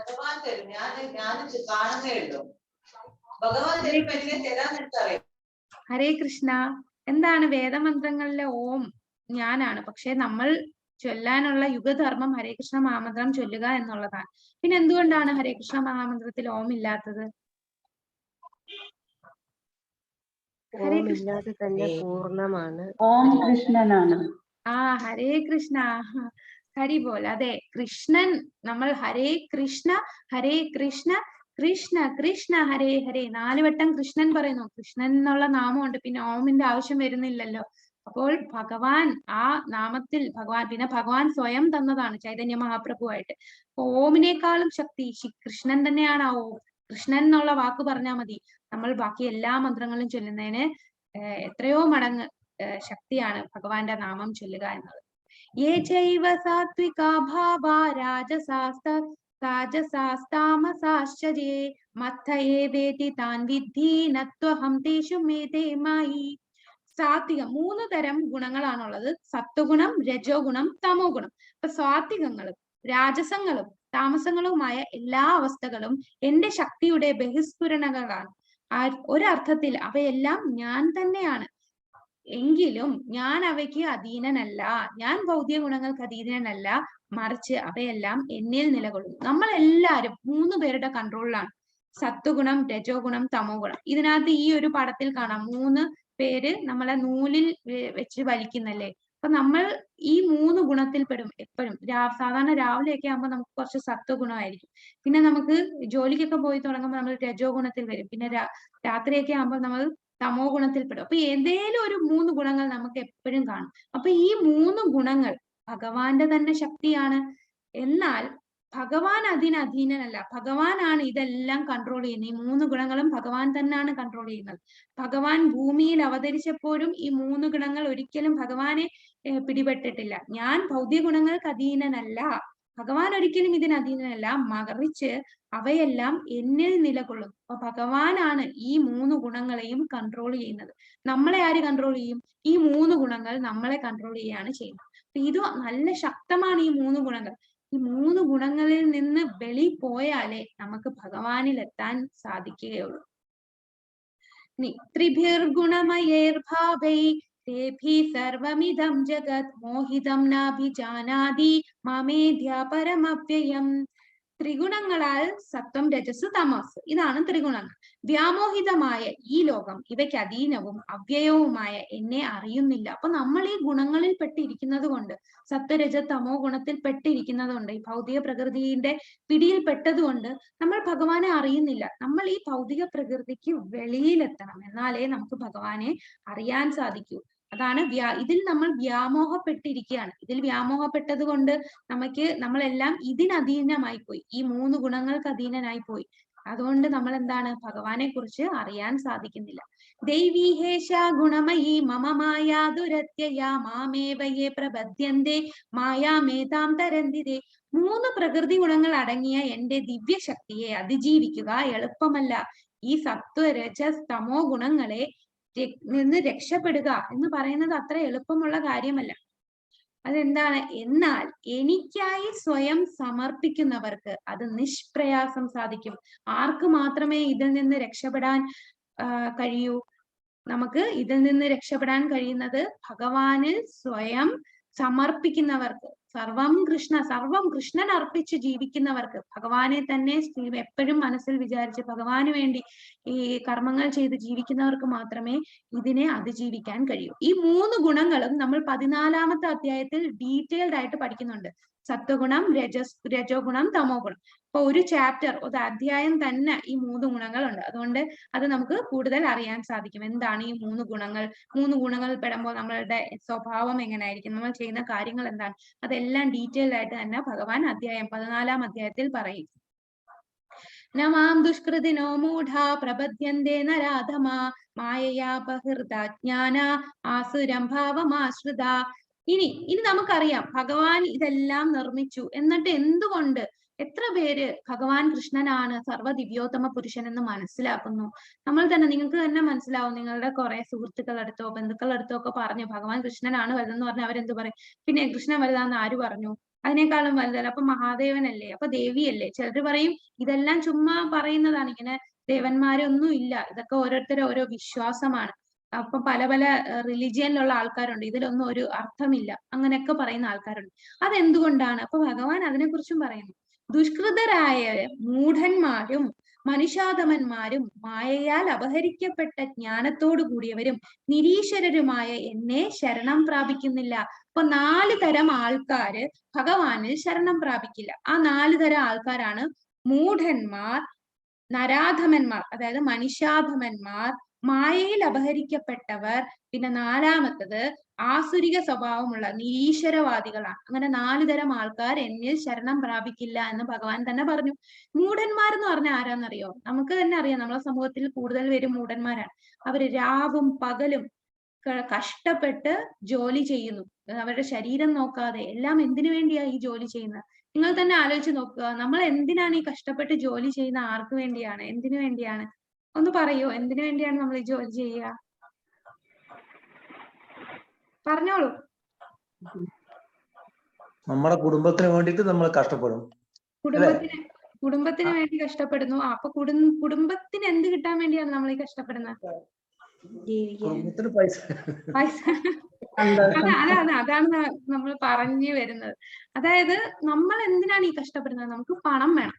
പണം എന്തിനാണ് ഉപയോഗിക്കുന്നത്? നമ്മൾ അതിനെ കുറിച്ച് ചിന്തിക്കാൻ നോക്കാം. പണം എന്തിനാ? എനിക്ക് സുഖമായിട്ട് ജീവിക്കാൻ. സുഖമായിട്ട് ജീവിക്കാൻ എന്ന് പറഞ്ഞാൽ എന്താണ്? എന്റെ ഇന്ദ്രിയങ്ങളെ സാറ്റിസ്ഫൈ ചെയ്യുക, എന്റെ നാവിന് രുചികരമായ ഭക്ഷണം കിട്ടുക, എനിക്ക് കാണാൻ ഇഷ്ടമുള്ള സിനിമകൾ കാണുക, എനിക്ക് ഇഷ്ടമുള്ള കാര്യങ്ങൾ കേൾക്കുക, പിന്നെ എനിക്ക് കുറച്ച് ലക്ഷറിയസ് ആയിട്ട് ജീവിക്കുക, നല്ല ഡ്രസ് ഇട്ട് ജീവിക്കുക. അങ്ങനെയാണ് നമ്മൾ കഷ്ടപ്പെടുന്നതെല്ലാം അതിനാണ്. പക്ഷെ ഇതെല്ലാം ശാശ്വതമാണോ? നമ്മൾ പക്ഷെ ഇതൊക്കെ ചെയ്യുമ്പോൾ ഉള്ള പ്രശ്നം എന്താ? നമ്മളെ ഈ നിയന്ത്രിച്ചിരിക്കുന്ന നമ്മളെ ഉള്ളിലുള്ള ആ ശക്തിയെ നമ്മൾ മറക്കുകയാണ്. നമ്മൾ ഭഗവാനെ കുറിച്ച് ചിന്തിക്കുന്നേ ഇല്ല അല്ലെ? അപ്പോൾ ഇതിന് ഭഗവാൻ ഉദാഹരണമായിട്ട് കഴുത എന്നാണ് പറയുന്നത്. കഴുതകൾ രാവും പകലും കഷ്ടപ്പെട്ടാണ് ജീവിക്കുന്നത്. പക്ഷെ അവരറിയുന്നില്ല ഇതെല്ലാം നശിച്ചു പോകും, ഇതെല്ലാം ടെമ്പററി ആണ്. നമ്മൾ ഭഗവാനിലെത്തുക, അതാണ് നമ്മളുടെ പരമപൂർണതയിലെത്തുക. അത് നമ്മൾ മറക്കുകയാണ് ചെയ്യുന്നത്. പക്ഷേ നമ്മൾ എല്ലാവരും എന്താണ്, എത്രയോ ജന്മം ചെയ്ത ആ ഒരു പുണ്യം കാരണമാണ് നമുക്കിത് കേൾക്കാനും ഈ ഒരു ജ്ഞാനം നമ്മളുടെ ഉള്ളിൽ എത്താനും സാധിച്ചത്. പിന്നെ രണ്ടാമത്തെ തരം ആൾക്കാര് നരാധമന്മാർ അല്ലെങ്കിൽ മനുഷ്യാധമന്മാരാണ്. മനുഷ്യാധമന്മാരെന്താ ചെയ്യുന്നത്? അവർ ഒരു കാര്യങ്ങളും ദുഷ്കൃതി എന്ന് പറഞ്ഞാൽ, കൃതി എന്ന് പറഞ്ഞാൽ സാത്വികമായ കാര്യങ്ങൾ ചെയ്യുന്നത്, പുണ്യങ്ങൾ ചെയ്യുന്നതാണ് കൃതി. ദുഷ്കൃതി എന്ന് പറഞ്ഞാൽ ഭഗവാൻ പറയുന്ന ശാസ്ത്രങ്ങളെ ഒന്നും പാലിക്കാതെ, അതൊന്നും മൈൻഡ് ചെയ്യാതെ ജീവിക്കുന്നവരാണ് ദുഷ്കൃതികൾ. അങ്ങനെ ദുഷ്കൃതികൾ 4 പേരുള്ളതിൽ ഒന്നാണ് മൂഢന്മാർ. രണ്ടാമത്തത് നരാധമന്മാർ. ഈ നരാധമന്മാരെന്ന് പറഞ്ഞാൽ അവരുടെ ഇഷ്ടത്തിന് ജീവിക്കുകയാണ്. പറയുന്ന സ്ക്രിപ്റ്റേഴ്സ് ഒന്നും അവര് കേൾക്കുക പോലും ഇല്ല, മൈൻഡ് പോലും ചെയ്യില്ല. അവർ എന്താണ്, കൂടുതൽ മദ്യപാനം ചെയ്യുകയും കൂടുതൽ മറ്റുള്ളവരെ ഉപദ്രവിക്കുകയും അങ്ങനെയൊക്കെ ചെയ്യുന്ന ആൾക്കാരാണ്. ഇതൊക്കെ പറഞ്ഞാൽ അവരെ ഉപദ്രവിക്കാൻ വരുന്നത്. ഈ പണ്ട് നിത്യാനന്ദ പ്രഭു ഇതുപോലെയുള്ള ആൾക്കാരെ എല്ലാം, മതമന്മാരെ എല്ലാം രക്ഷപ്പെടുത്താൻ വേണ്ടി ഹരേ കൃഷ്ണ മഹാമന്ത്രം ചൊല്ലാൻ പറഞ്ഞു. അവിടെ ജഗായി ആൻഡ് മഥായി ഇങ്ങനെ 2 പേരുണ്ടായിരുന്നു. അവിടെ എല്ലാം സാമൂഹ്യ വിരുദ്ധരായിരുന്നു. അവർ എല്ലാരെയും ഉപദ്രവിക്കും, എപ്പോഴും അനീതി അക്രമവും ചെയ്യുന്നതായിരുന്നു ഈ ജഗായി ആൻഡ് മഥായി. അവർ 2 പേരെയും നിത്യാനന്ദ പ്രഭു ഉപദേശിക്കാൻ ചെന്നപ്പോൾ ആ നിത്യാനന്ദ പ്രഭുവിനെ തലയ്ക്ക് ഒരു കുടം വെച്ച് അടിച്ചു പൊട്ടിച്ച് തലയെല്ലാം എന്താണ് ചോര വരെ വരും. അങ്ങനെ ചെയ്യുന്ന ആൾക്കാരാണ് അധമന്മാർ. പക്ഷേ ഇങ്ങനെയുള്ള നരാധമന്മാരെ പോലും ഒരു ഭക്തന്റെ സാമീപ്യം ഉണ്ടെങ്കിൽ ഇവർക്കെല്ലാം എന്താണ്, ഉയരത്തിൽ ഭഗവാന്റെ അടുത്ത് എത്താൻ സാധിക്കും. പിന്നെ മൂന്നാമത്തെ ആൾക്കാരെന്ന് പറഞ്ഞാൽ മായയാൽ അപഹരിക്കപ്പെട്ടവർ. അവർ മായ കൊണ്ട് മൂടി, അവരൊരു മായാലോകത്താണ്. അത് നമ്മൾ എക്സാമ്പിൾ ആയിട്ട് പറയുന്ന വലിയ ഫിലോസഫേഴ്സ്, സയന്റിസ്റ്റുകൾ, അവരെല്ലാം ഭൗതികതയിൽ അവർ ഉയർന്നയിൽ ഇരിക്കുകയാണ്. ഭൗതിക ലോകത്തിലുള്ള ഉയർന്ന എഡ്യൂക്കേഷൻ ആണ് അവർക്ക് കിട്ടിയത്. അപ്പൊ അവർ വിചാരിക്കും ഞാനാണ് വലിയ ബുദ്ധിമാൻ, ഞാൻ കഴിഞ്ഞേ ഉള്ളൂ ബാക്കി എല്ലാരും, എന്റെ അറിവാണ് ഏറ്റവും. ഭഗവാൻ എന്നുള്ളത് പറഞ്ഞാൽ അവർക്ക് അതൊന്നും അക്സെപ്റ്റ് ചെയ്യാനേ പറ്റില്ല. അവർ കുറെ സയന്റിഫിക് കാര്യങ്ങൾ പറയും. പക്ഷെ ഭഗവാനെ കുറിച്ച് പറയുന്നത് അതും ഒരു സയൻസ് ആണ്. അത് അവർക്ക് മനസ്സിലാവുന്നില്ല. കാരണം എന്താ? അവർ മായയിൽ മൂടപ്പെട്ടിരിക്കുകയാണ്. അതുകൊണ്ട് അവർക്ക് അത് മനസ്സിലാക്കാൻ സാധിക്കുന്നില്ല. അതാണ് മൂന്നാമത്തെ തരം. നാലാമത്തെ തരം ആൾക്കാരെന്ന് പറഞ്ഞാൽ ആസുര സ്വഭാവമുള്ള നിരീശ്വരവാദികൾ. നിരീശ്വരവാദികൾ എന്ന് പറഞ്ഞാൽ എന്താണ്? അവര് നമ്മളെ സമൂഹത്തിൽ തന്നെ കാണാം. കുറെ ഡിങ്കോയിസം എന്നൊക്കെ പറഞ്ഞ് കുറെ ആൾക്കാരുണ്ട്. അവർക്ക് ദൈവമില്ല, അവർക്ക് കാർട്ടൂൺ ക്യാരക്ടേഴ്സ് ഒക്കെയാണ് ദൈവം. ഇതൊക്കെ വെറുതെ ആരോ എഴുതിയ കാർട്ടൂൺ കഥാപാത്രങ്ങൾ പോലെ ആരോ എഴുതിയ കുറെ കഥകളാണ് ഈ നമ്മളെ ഈ ഭാഗവതവും ഭഗവത്ഗീത എന്ന് പറയുന്ന ആൾക്കാരുണ്ട്. അവരൊക്കെ നിരീശ്വരവാദികളാണ്. അങ്ങനെ ഈ 4 കൂട്ടുകാർ എന്നെ ശരണം പ്രാപിക്കുന്നില്ല. പക്ഷെ ഈ 4 കൂട്ടർക്കും ശരണം പ്രാപിക്കാൻ പറ്റും. നിരീശ്വരവാദികളുടെ കാര്യം എനിക്കറിയില്ല. ബാക്കി നമ്മൾ ഈ രാവും പകലും കഷ്ടപ്പെട്ട് ജീവിക്കുന്നവർ, അവരറിവില്ലാത്തത് കൊണ്ടാണ് അവരെങ്ങനെ ജീവിക്കുന്നത്. അവർ വിചാരിക്കും ഇതാണ് ഏറ്റവും വലുതെന്ന്. പക്ഷെ അതല്ല. ഭഗവാനെ അറിഞ്ഞ് ഭഗവാന്റെ ധാമത്തിലെത്തുക, അതാണ്. കാരണം നമ്മളെല്ലാരും വാടകയ്ക്കാണ് നമ്മളുടെ ഈ വീട്ടിൽ താമസിക്കുന്നത് അല്ലെ? കുറച്ചു വർഷത്തേക്ക്, നമുക്കറിയാം 100 വർഷമാണ് ഒരു മനുഷ്യനെ കലിയുഗത്തിൽ പറഞ്ഞിരിക്കുന്ന ആവറേജ്. അപ്പൊ അതിൽ തന്നെ എത്ര വർഷം നമ്മളിവിടെ ജീവിക്കും? നമ്മൾ കഴിഞ്ഞാൽ അടുത്ത കുടുംബത്തിനാന്ന് പറയാം. ആ കുടുംബവും എത്ര നാൾ തന്നെ ഈ ഭൂമിയിൽ കാണും. പക്ഷേ നമ്മളെ ആത്മാവ് എവിടാ പോകുന്നത്? അടുത്ത ശരീരത്തിൽ പോവുകയാണ്, വേറൊരു യോനിയിൽ കയറുകയാണ്. അതിന് നമ്മൾ സമ്മതിക്കരുത്. നമ്മൾ എന്താണ് ചെയ്യേണ്ടത്? ഈ ഒരു ജന്മം കൊണ്ട് നമ്മളുടെ ഈ ആത്മാവ് ഇനി ഒരു ശരീരത്തിൽ കയറില്ല, ഭഗവാന്റെ അടുത്ത് ചെല്ലുക. അതാണ് ഏറ്റവും വലിയ ജ്ഞാനം, ഏറ്റവും വലിയ നമ്മളുടെ ലക്ഷ്യമാക്കി മാറ്റേണ്ടത്. ഇനി ഭഗവാൻ പറയുന്നു 4 വിധം ആൾക്കാർ എന്റെ അടുത്ത് വരുന്ന 4 തരം ആൾക്കാരുണ്ട്. ഇതിനു മുമ്പ് പറഞ്ഞത് 4 പേര് എന്റെ അടുത്ത് വരില്ല. അത് മൂഢന്മാരും മനുഷ്യാധവന്മാരും മായയിൽ അപഹരിക്കപ്പെട്ടവരും നിരീശ്വരവാദികളുമാണ്. എന്നാൽ 4 തരം ആൾക്കാർ എന്റെ അടുത്ത് വരുന്നുണ്ട്. അതാരൊക്കെയാണ്? ചതുർവിധാ ഭജന്തേ മാം ജനാ സുഹൃദിനോ അർജുന ആർഥോ ജിജ്ഞാസുരാർത്ഥാർത്ഥി ജ്ഞാനി ച ഭരതർഷഭ. ആർഥോ, ജിജ്ഞാസി, ആർത്ഥാർത്ഥി, ജ്ഞാനി. ഈ 4 പേരാണ്. അതായത് ആർത്തോ എന്ന് പറഞ്ഞാൽ ദുഃഖിതർ. നമുക്ക് ദുഃഖം വരുമ്പോ, നമ്മൾ എല്ലാവരും അങ്ങനെ അല്ലേ, ദുഃഖം വരുമ്പോ ഭഗവാന്റെ അടുത്ത് എപ്പോഴും പ്രാർത്ഥിക്കും ഭഗവാന്റെ ദുഃഖം മാറ്റിത്തരാൻ. പിന്നെ ധനത്തിന് വേണ്ടി ധനം കാംക്ഷിക്കുന്ന ആൾക്കാരും ഭഗവാന്റെ അടുത്ത് പോകുന്നു. പിന്നെ ജിജ്ഞാസുക്കൾ, എന്താണെന്ന് കൂടുതൽ അറിയാനുള്ളവർ. പിന്നെ പരമസത്യത്തെ അന്വേഷിക്കുന്ന ജ്ഞാനി. ഇങ്ങനെ 4 കൂട്ടുകാർ എന്താണ്? സുഹൃത്തികളായ 4 കൂട്ടരാണ് എന്നെ ഭജിക്കുന്നത്. അപ്പൊ ഈ 4 പേരും സുഹൃതം ഉള്ളവരാണ്. കാരണം അവര് ഒന്നുമില്ലേലും ദുഃഖം വന്നാലും ധനം കാംക്ഷിക്കാനും ആരടുത്താ ചെല്ലുന്ന? ഭഗവാന്റെ അടുത്ത് ചെല്ലുന്നു, അതിനുവേണ്ടി പ്രാർത്ഥിക്കുന്നു. പക്ഷെ ദുഃഖിതർ എന്താണ്? ഭഗവാന് ദുഃഖമൊക്കെ മാറി സന്തോഷം വരുമ്പോ അവര് ഭഗവാനെ മറക്കും. ധനം കാംക്ഷികൾ എങ്ങനെയാണ്? ധനം എല്ലാം കിട്ടിക്കഴിയുമ്പോൾ ഭഗവാനെ അപ്പം മറക്കും. ജിജ്ഞാസുക്കൾ കൂടുതൽ എന്താണെന്ന് അറിയാൻ വേണ്ടിയുള്ള ആ ഒരു ജിജ്ഞാസ. പക്ഷെ ഈ 4 കൂട്ടരിൽ ഏറ്റവും ഉത്തമനായിട്ടുള്ളവർ പരമസത്യത്തെ അന്വേഷിക്കുന്ന ജ്ഞാനികളാണ്. ജ്ഞാനികൾ എന്ന് പറഞ്ഞാൽ അവർക്കറിയാം പരമ ദിവ്യോത്തമ പുരുഷൻ അത് ഭഗവാൻ കൃഷ്ണൻ തന്നെയാണ്. അതുകൊണ്ട് കൂടുതൽ ഭഗവാനെ അറിയാൻ വേണ്ടി ആ അന്വേഷിക്കുന്നവനാണ് പരമസത്യത്തെ അറിയുന്ന ജ്ഞാനി. തേഷാം ജ്ഞാനി നിത്യയുക്ത ഏകഭക്തിർ വിശിഷ്യതേ പ്രിയോ ഹി ജ്ഞാനിനോ അർത്യർ ധമഹം സ ച മമ പ്രിയഃ. ജ്ഞാനസഹിതമായ ശുദ്ധഭക്തിയുത സേവന നിരതനായിരിക്കുന്നവനാണ് ഇവരിൽ വെച്ച് ഉത്തമൻ. അയാൾക്ക് ഞാൻ ഏറ്റവും പ്രിയപ്പെട്ടവനാണ്, അയാൾ എനിക്കും. അപ്പം ഭഗവാന് പ്രിയപ്പെട്ടവനും ഏറ്റവും പ്രിയപ്പെട്ടവൻ ആരാണ്? പരമസത്യത്തെ അന്വേഷിക്കുന്ന ജ്ഞാനിയാണ് ഭഗവാൻ ഏറ്റവും പ്രിയപ്പെട്ടവൻ. കാരണം ആ ജ്ഞാനി ഒന്നും പ്രതീക്ഷിച്ചുകൊണ്ടല്ല ഭഗവാന്റെ അടുത്ത് ചെല്ലുന്നത്. എനിക്ക് അത് വേണം, എനിക്ക് ദുഃഖം വരല്ലേ, എനിക്ക് ആവശ്യങ്ങൾ വേണ്ടിയല്ല. അന്യാഭിലാഷിതാശൂന്യം ജ്ഞാനകർമാധനാവൃതം. ഒരു അഭിലാഷവുമില്ല, ഭഗവാനെ സേവിക്കുക, ഭഗവാന്റെ അടുത്ത് എത്തുക, ആ ഒരു അഭിലാഷം കൊണ്ട് മാത്രം ചെല്ലുന്നവൻ, അതാണ് ഏറ്റവും പ്രിയപ്പെട്ടവനായിട്ട് ഭഗവാൻ പറയുന്നത്. ദുഃഖിതർ, ജിജ്ഞാസുക്കൾ, ധനാർത്ഥികൾ, ജ്ഞാനികൾ എന്നിവർ ഭൗതികാഭിലാഷങ്ങളായ മാലിന്യങ്ങളിൽ നിന്നും മോചിതരായാൽ അവർക്ക് ശുദ്ധ ഭക്തരാകാം. അപ്പൊ ഈ 4 പേർക്കും അവരുടെ ഈ ഭൗതികമായ അഭിലാഷത്തിൽ നിന്നും അഭിലാഷം ഇല്ലാതായാൽ അവരെല്ലാം ശുദ്ധ ഭക്തിയിൽ എത്തും. പക്ഷെ അത് കുഴപ്പമില്ല, നമ്മൾ ദുഃഖത്തിന് വേണ്ടി ഭഗവാന്റെ അടുത്ത് ചെന്നാലും നമ്മൾ ഭഗവാന്റെ അടുത്തല്ലേ ചെയ്യുന്ന, അതൊരു പുണ്യമാണ്.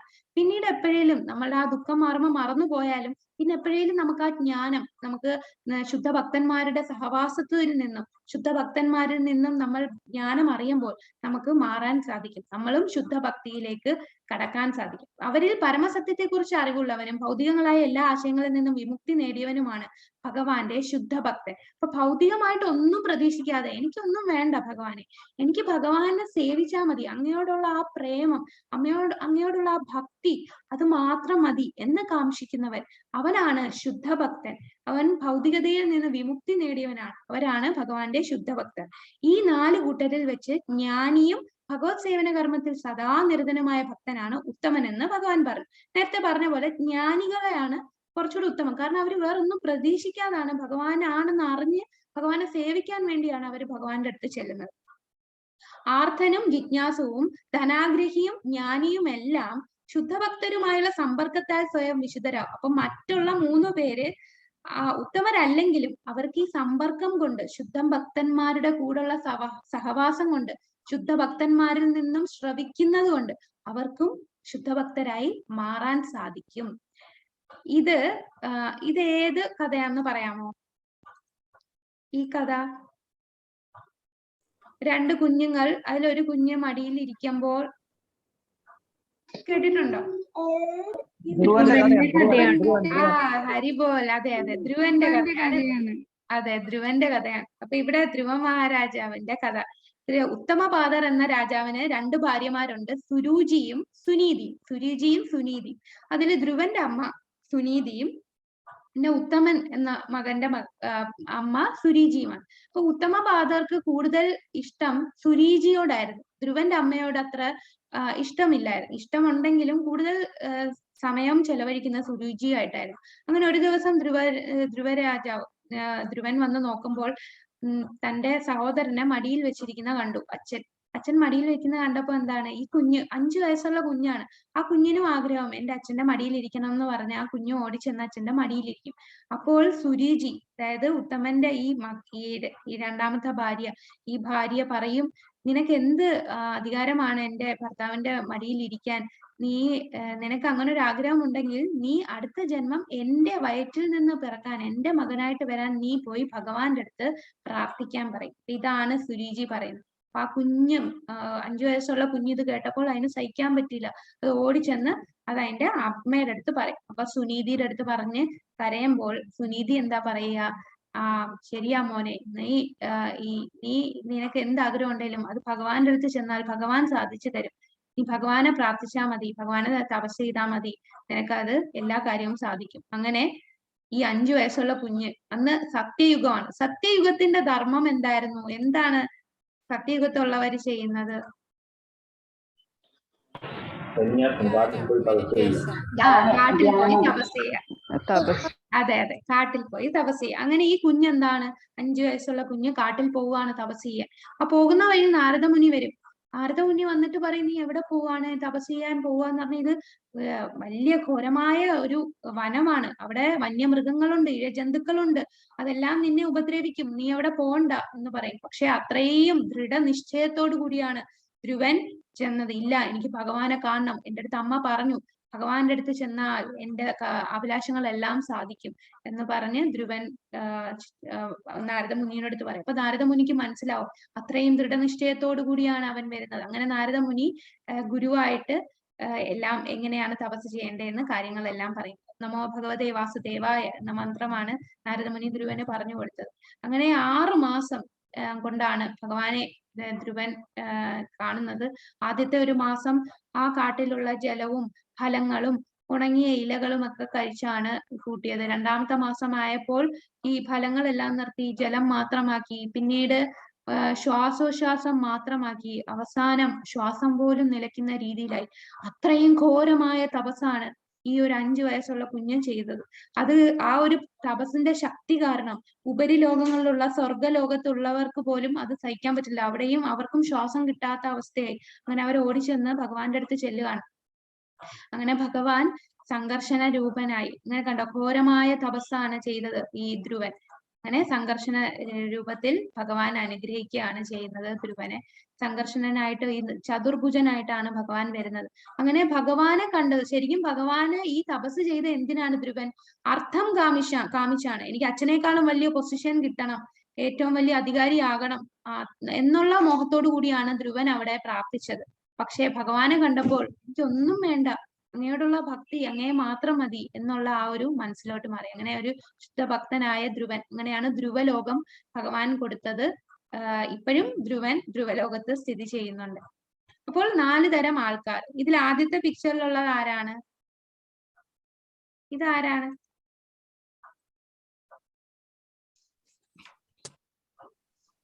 ഈ ആന ഗജേന്ദ്രൻ. ഹരിബോൽ. അതെ, ഗജേന്ദ്രനാണ്. ഗജേന്ദ്രനും അർത്ഥം കാമിച്ച എന്താണ്? അർത്ഥാർത്ഥി. നേരത്തെ പറഞ്ഞ നമ്മളുടെ ധ്രുവൻ അർത്ഥാർത്ഥിയാണ്. അർത്ഥാർത്ഥി എന്ന് പറഞ്ഞാൽ ധനം കാംക്ഷിച്ച്, അതായത് രാജ്യം കിട്ടണം, അച്ഛനേക്കാളും വലിയ പൊസിഷനി എനിക്ക് കിട്ടണം എന്നുള്ള ചിന്തയോട് കൂടിയാണ് ഭഗവാനെ ഭജിച്ചത്. ഇത് അർത്ഥം എന്ന് പറയുമ്പോൾ ഇവിടെ വിഷമഘട്ടത്തിൽ ദുഃഖം വന്നപ്പോഴാണ് ഗജേന്ദ്രൻ ഭഗവാനെ ധ്യാനിച്ചത്. ഗജേന്ദ്രൻ എന്ന് പറയുന്ന കഴിഞ്ഞ ജന്മത്ത് ഇന്ദ്രദ്യുമ്ന മഹാരാജാവായിരുന്നു. ആ മഹാരാജാവ് വലിയൊരു ഭക്തനായിരുന്നു. ആ രാജാവ് എല്ലാം ഉപേക്ഷിച്ച് ഭഗവാന് വേണ്ടി തപസ് ചെയ്യുമായിരുന്നു. ആ സമയത്താണ് അഗസ്ത്യമുനി വന്നതും. അഗസ്ത്യമുനി വന്നപ്പോൾ രാജാവ് ബഹുമാനിച്ചില്ല എന്ന പേരിൽ നീ ഒരു ആനയായി മാറട്ടെ എന്ന് ശപിക്കുകയാണ്. പക്ഷെ രാജാവ് തപസ്സിലായതുകൊണ്ട് അറിഞ്ഞില്ല അഗസ്ത്യമുനി വന്നത്. ആ ഒരു ശാപം കിട്ടിയാണ് ഗജേന്ദ്രനായി മാറുന്നത്. അങ്ങനെ ഗജേന്ദ്രൻ കുടുംബാംഗങ്ങൾ, ആനകളും ഒക്കെ ആയിട്ട് ഈ ഒരു ത്രികുട വനത്തിലുള്ള ആ ഒരു നദിയിൽ കുളിക്കാൻ ഇറങ്ങും. അവിടെ ഇറങ്ങുമ്പോഴാണ് ഇതുപോലെ ഹൂഹു എന്ന ഒരു ഗന്ധർവൻ ശാപം കിട്ടിയാണ് ഈ മുതലയായത്. ആ മുതലയായിരുന്നു ആ ഒരു ജലത്തില് വിഹരിച്ചുകൊണ്ടിരുന്നത്. ഹൂഹു ഗന്ധർവന് ശാപം കിട്ടാൻ കാരണം ഈ ഗന്ധർവൻ ഒരു ബ്രാഹ്മണൻ ഇതുപോലെ വെള്ളത്തിൽ തപസ് ചെയ്തുകൊണ്ടിരുന്നപ്പോൾ വെള്ളത്തിന്റെ അടിയിൽ കൂടെ കാലെ പിടിച്ചു വലിക്കും. അങ്ങനെ ഒരു തമാശ എന്നുള്ള രീതിയിൽ ചെയ്യുന്നതാണ്. അങ്ങനെ ആ ബ്രാഹ്മണന്റെ ശാപം കൊണ്ടാണ് നീ മുതലയുടെ സ്വഭാവമാണ് ചെയ്യുന്നതെന്ന് പറഞ്ഞ് മുതലയായിട്ട് മാറുകയാണ്. അങ്ങനെ ആ മുതല എന്താ ചെയ്യുക? ആ ജലത്തിൽ ഈ ആന കുളിക്കാൻ ഇറങ്ങുമ്പോൾ ആ കാലിൽ കടിക്കുകയാണ്. അങ്ങനെ 1000 വർഷമാണ് ഈ ഒരു മൽപിടുത്തത്തിൽ ഇരിക്കുന്ന. ബാക്കി കുടുംബാംഗങ്ങളെല്ലാം ശ്രമിക്കും, പക്ഷെ അവർക്കൊന്നും ചെയ്യാൻ പറ്റാതെ അങ്ങനെ എല്ലാരും പോയപ്പോൾ പിന്നീട് ഗജേന്ദ്രന് ഓർമ്മ വരും, ഞാൻ കഴിഞ്ഞ ജന്മം ചെയ്തതും താൻ ഭഗവാന്റെ ഭക്തനായതും. അങ്ങനെ വേറെ ആരുമില്ല, ആരേ ഉള്ളൂ ശരണം, ഭഗവാൻ മാത്രമേ ഉള്ളൂ. അങ്ങനെ ഗജേന്ദ്ര സ്തുതി, അങ്ങനെ ഭഗവാന് മാത്രമേ ഉള്ളൂ. അങ്ങനെ ഭഗവാനെ സ്തുതിക്കുകയാണ്. ഗജേന്ദ്രൻ പറയുന്നത്, അയ്യോ എന്നെ രക്ഷിക്കണേ ഭഗവാനെ, എന്റെ കാലില് കടിച്ചേ, അങ്ങനല്ല ഗജേന്ദ്രൻ പ്രാർത്ഥിക്കുന്നത്. ഭഗവാനെ സ്തുതിക്കുകയാണ് ചെയ്യുന്നത്. ഭഗവാന്റെ ആ ഒരു ഐശ്വര്യങ്ങളെ വാഴ്ത്തിക്കൊണ്ടാണ് ഗജേന്ദ്ര സ്തുതി ചെയ്യുന്നത്. അങ്ങനെ സ്തുതിച്ച് ആ ഒരു താമരയും കിട്ടി. അങ്ങനെ അവസാനമാണ് ഗജേന്ദ്രൻ പറയുന്നത്, എന്നെ ഇതിൽ നിന്ന് രക്ഷിക്കൂ. അങ്ങനെ ഭഗവാൻ ഓടി വരികയാണ്. എന്താണ്, ഗരുഡന്റെ പുറത്ത് കയറി ഓടി പെട്ടെന്ന് വന്നിട്ടാണ് ആദ്യം മോക്ഷം കൊടുക്കുന്ന ആർക്കാണ്? ഗജേന്ദ്രനാണോ അതോ ആ മുതലയ്ക്കാണോ? ആർക്കാണ് ഭഗവാൻ ആദ്യം മോക്ഷം കൊടുക്കുക? മുതലയ്ക്ക്. അതെന്തുകൊണ്ടാണ്? ഗജേന്ദ്രനാണ് വിളിച്ചത്, പക്ഷെ ആദ്യം ഈ മുതലയാണ് ആ ചക്രം വെച്ച് അറക്കുന്നത്. ആദ്യം മോക്ഷം കിട്ടുന്ന മുതലയ്ക്കാണ്. കാരണം ഈ മുതല ഒരു ഭക്തന്റെ കാലാണ് പിടിച്ചിരിക്കുന്നത് അല്ലെ? ആ ഒരു ഭക്തന്റെ കാല് പിടിച്ചത് കൊണ്ട് ആ ഒരു ഭക്തൻ ആ ഒരു രീതിയിലാണ് ഭഗവാൻ അങ്ങനെ കണ്ടത്. അതൊരു ആചാര്യൻ പറഞ്ഞതാണ് ഈ ഒരു എക്സാമ്പിൾ ആയിട്ട്. അതുകൊണ്ടാണ് മുതലയ്ക്ക് ഇങ്ങനെ ആദ്യം മോക്ഷം കിട്ടിയത്. പിന്നീട് നമുക്കറിയാം ദ്രൗപദി വസ്ത്രാക്ഷേപം. ദ്രൗപദിയും ആരും ഇത്രയും 5 ഭർത്താക്കന്മാരും പിതാമഹനായ ഭീഷ്മരും ദ്രോണരും എല്ലാരും അവിടെ ഉണ്ടായിരുന്നു. ആരും സഹായിക്കാനില്ലായിരുന്നു വസ്ത്രാക്ഷേപ സമയത്ത്. അവസാനം ശരണാഗതി.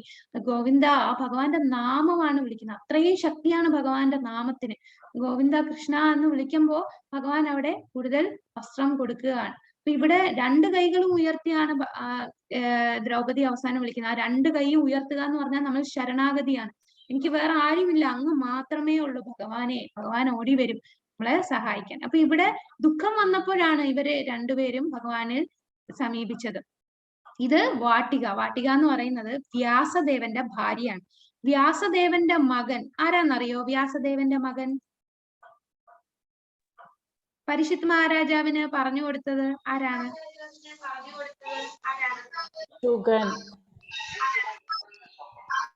ശുകദേവ ഗോസ്വാമി. അപ്പൊ ശുകദേവ ഗോസ്വാമി അമ്മയുടെ വയറ്റിൽ 16 വർഷമാണ് കിടന്നത്.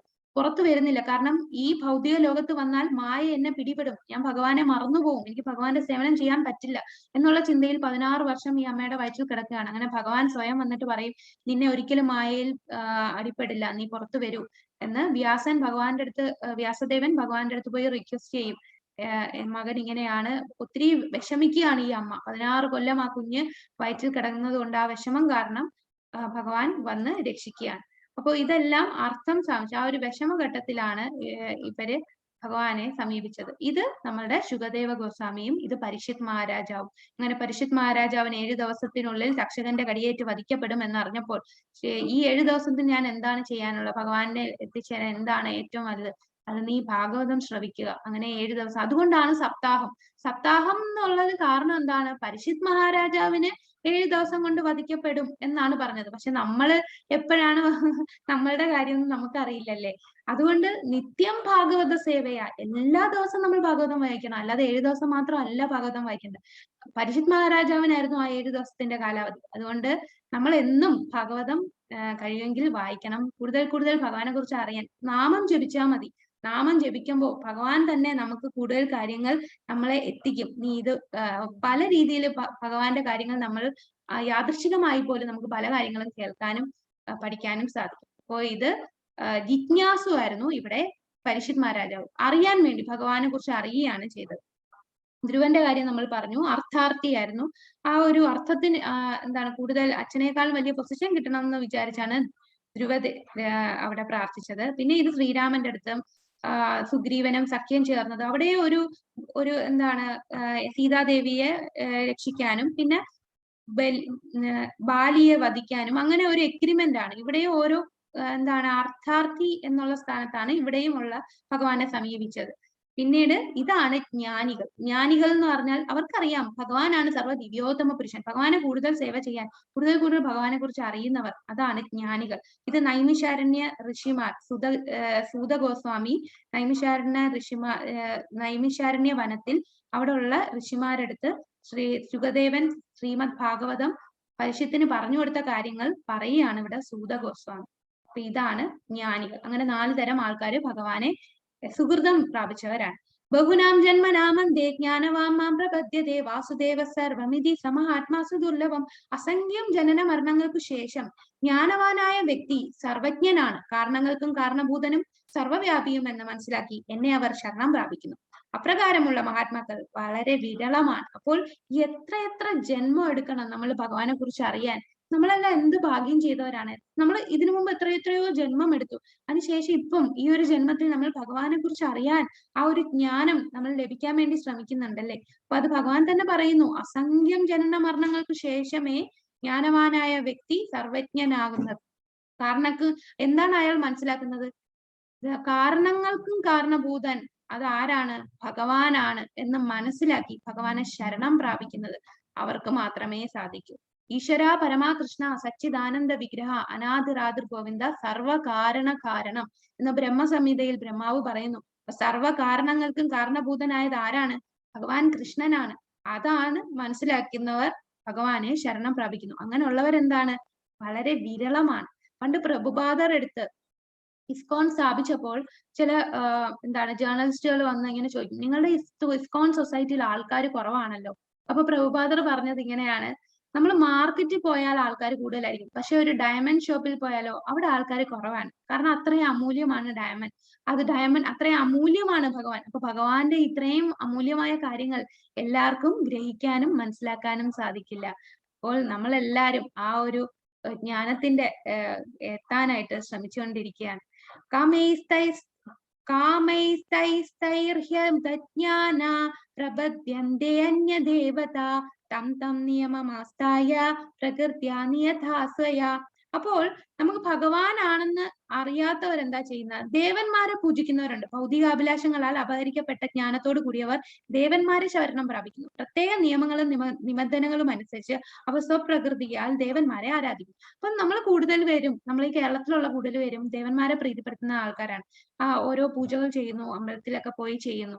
അതൊക്കെ എന്തിനാണ്? നമ്മൾ ഓരോ പൂജകൾ ചെയ്യുന്നത് എന്തിനാണ്? നമുക്ക് എന്തെങ്കിലും ഒരു അഭിലാഷങ്ങൾക്ക് സാധിക്കാൻ വേണ്ടിയാണ്, കാര്യസാധ്യത്തിന് വേണ്ടിയാണ് നമ്മൾ ദേവന്മാരെ പൂജിക്കുന്നത്. പക്ഷെ നമ്മൾ ഒരു കാര്യം മനസ്സിലാക്കേണ്ടത് എന്താണ്?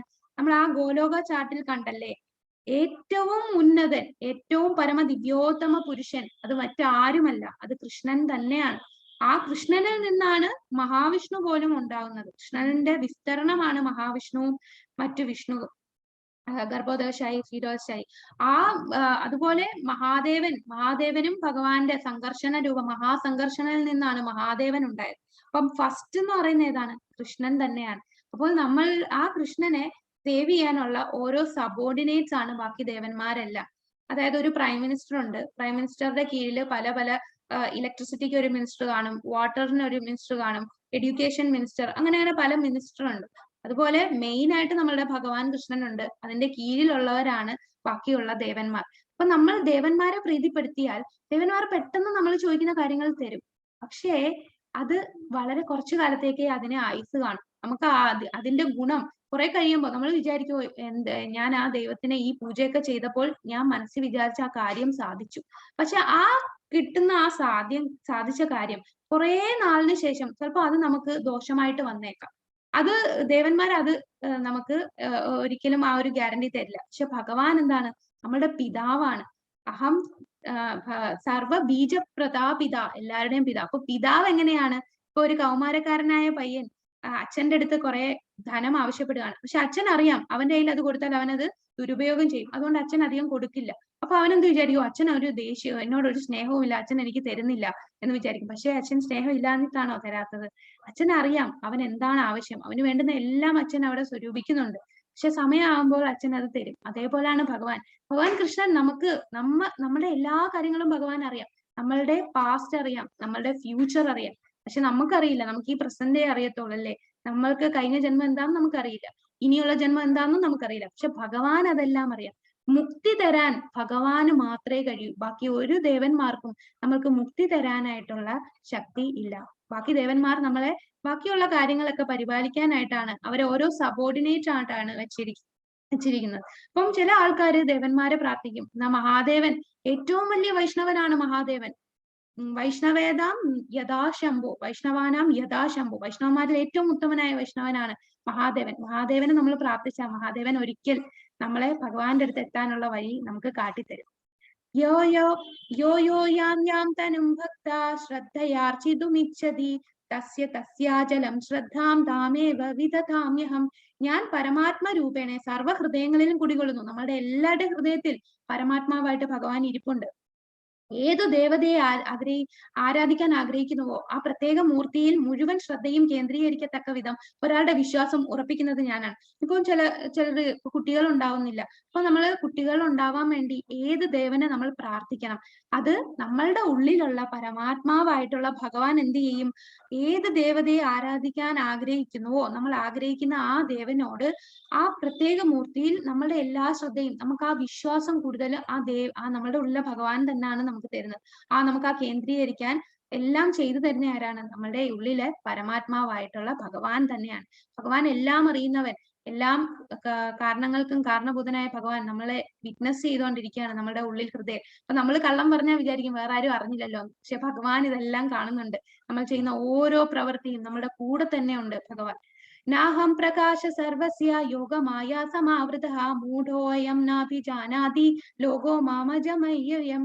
ബുദ്ധിയില്ലാത്തവർക്കും മൂഢന്മാർക്കും ഞാൻ ഒരിക്കലും പ്രത്യക്ഷനാവില്ല. യോഗമായ എന്ന എന്റെ അന്തരംഗ ശക്തി അവരിൽ നിന്ന് എന്നെ മറച്ചു വെക്കുന്നു. തന്മൂലം അജനും അവ്യയനുമായ ഞാനാണെന്ന് അവർ അറിയുന്നുമില്ല. അപ്പം ബുദ്ധിയില്ലാത്തവരും മൂഢന്മാർക്കും അവരാണ് പറയുന്നത് ഭഗവാൻ ഇല്ല, ദൈവം എന്നൊക്കെ ചുമ്മാ പറയുന്നതെന്ന് പറയുന്നവരെന്താ? അവര് മായയിൽ പെട്ടിരിക്കുകയാണ്. അവർക്ക് മുമ്പിൽ ഭഗവാൻ ഒരിക്കലും പ്രത്യക്ഷനാവില്ല. അവർക്ക് ആ ഒരു ബോധം ഭഗവാൻ കൊടുക്കില്ല. അവർക്ക് ആ ഒരു ബോധത്തിൽ എത്താൻ സാധിക്കില്ല. ഭഗവാനെ എന്താണ്? ഭഗവാന്റെ അന്തരംഗ ശക്തി തന്നെയാണ് അത് മറച്ചു വെക്കുന്നത്. നമുക്കറിയാം ദ്വാപരയുഗത്തിൽ ഭഗവാൻ കൃഷ്ണനായിട്ട് വന്നപ്പോൾ ശിശുപാലർ, അതുപോലെ കൗരവന്മാർ, അവർക്ക് എത്ര പേർക്കറിയാം ഭഗവാൻ സ്വയം മുമ്പിൽ നിൽക്കുകയാണ്. പക്ഷെ അവർക്ക് മനസ്സിലാവുന്നില്ല അത് സ്വയം ഭഗവാനാണ്, അതൊരു രാജാവാണ് എന്നുള്ള നിലയിലാണ് അവരെല്ലാരും കാണുന്നത്. ഒത്തിരി മന്ത്രശക്തിയൊക്കെ ഉള്ള സിദ്ധികളുള്ള ഒരു രാജാവ്, പല കുടില തന്ത്രങ്ങളും ചെയ്യുന്ന രാജാവ്, അങ്ങനെ ഒരു രീതിയിലാണ് കാണുന്നത്. പക്ഷേ പാണ്ഡവന്മാർക്കും ഭീഷ്മദേവനും അതുപോലെ ദ്രോണാചാര്യർക്കും അവർക്കെല്ലാം അറിയാം ഇത് ഭഗവാൻ സ്വയം കൃഷ്ണനായി അവതരിച്ചിരിക്കുകയാണെന്ന് അവരെല്ലാരും മനസ്സിലാക്കുന്നു. അപ്പൊ മൂഢന്മാർക്കും ബുദ്ധിയില്ലാത്തവർക്കും ഭഗവാൻ ഒരിക്കലും പ്രത്യക്ഷനാവില്ല. വേദാഹം സമധീതാതി വർത്തമാനാനി ചാർജുന ഭവിഷ്യാനി ച ഭൂതാനി മാം തു വേദന കശ്ചന. ഹേ അർജുന, പരമപുരുഷനായ എനിക്ക് പണ്ടുണ്ടായതും ഇന്ന് സംഭവിക്കുന്നതും മേലിൽ വരാൻ പോകുന്നതുമായ എല്ലാം അറിയാം. ഭഗവാൻ എല്ലാം അറിയാം. നമുക്ക് എന്താണോ നല്ലത് അത് മാത്രമേ ഭഗവാൻ തരൂ. എല്ലാ ജീവജാലങ്ങൾക്കും എനിക്ക് സുപരിചിതരാണ്, പക്ഷേ എന്നെ ആർക്കും അറിയാൻ കഴിയുന്നില്ല. നമുക്ക് ഭഗവാനെ അറിയാൻ കഴിയുന്നില്ല, പക്ഷേ ഭഗവാന് നമ്മളെ എല്ലാം അറിയാം. നമുക്ക് നല്ലത് മാത്രമേ ഭഗവാൻ തരൂ. നമ്മൾ വിചാരിക്കും, എനിക്ക് ഭഗവാനെ എന്താണ്, എന്നോട് എന്തിനു ഈ ക്രൂരത ചെയ്തു, നീ എന്താ എനിക്ക് അത് തരാത്ത ഇത് തരാത്ത. പക്ഷേ നമുക്ക് എന്താണ് നല്ലത് എന്ന് ഭഗവാൻ അറിയാം, അത് നമുക്ക് ഭഗവാൻ തരും. ഭഗവാനിൽ ആ പൂർണ്ണ വിശ്വാസം ഉണ്ടായാൽ മതി. ഇപ്പം നമ്മളുടെ സുദാമയ്ക്ക് എന്താ സംഭവിച്ചത്? സുദാമ ഒന്നും ആഗ്രഹിച്ചില്ല. അത്രയും ദാരിദ്ര്യത്തിൽ കിടന്നിട്ടും സുദാമയ്ക്ക് എന്തെല്ലാം ഐശ്വര്യങ്ങളാണ് ഭഗവാൻ കൊടുത്തത്. അപ്പൊ നമ്മൾ ആ ഒരു സമയമാകുമ്പോൾ ഭഗവാൻ നമുക്ക് അതിന് നമ്മൾ എലിജിബിൾ ആണോ എന്ന് നോക്കി ഭഗവാൻ നമുക്ക് വേണ്ടുന്നത് ഭഗവാൻ നമുക്ക് തരിക തന്നെ ചെയ്യും. നമ്മളുടെ എല്ലാം പിതാവാണ്.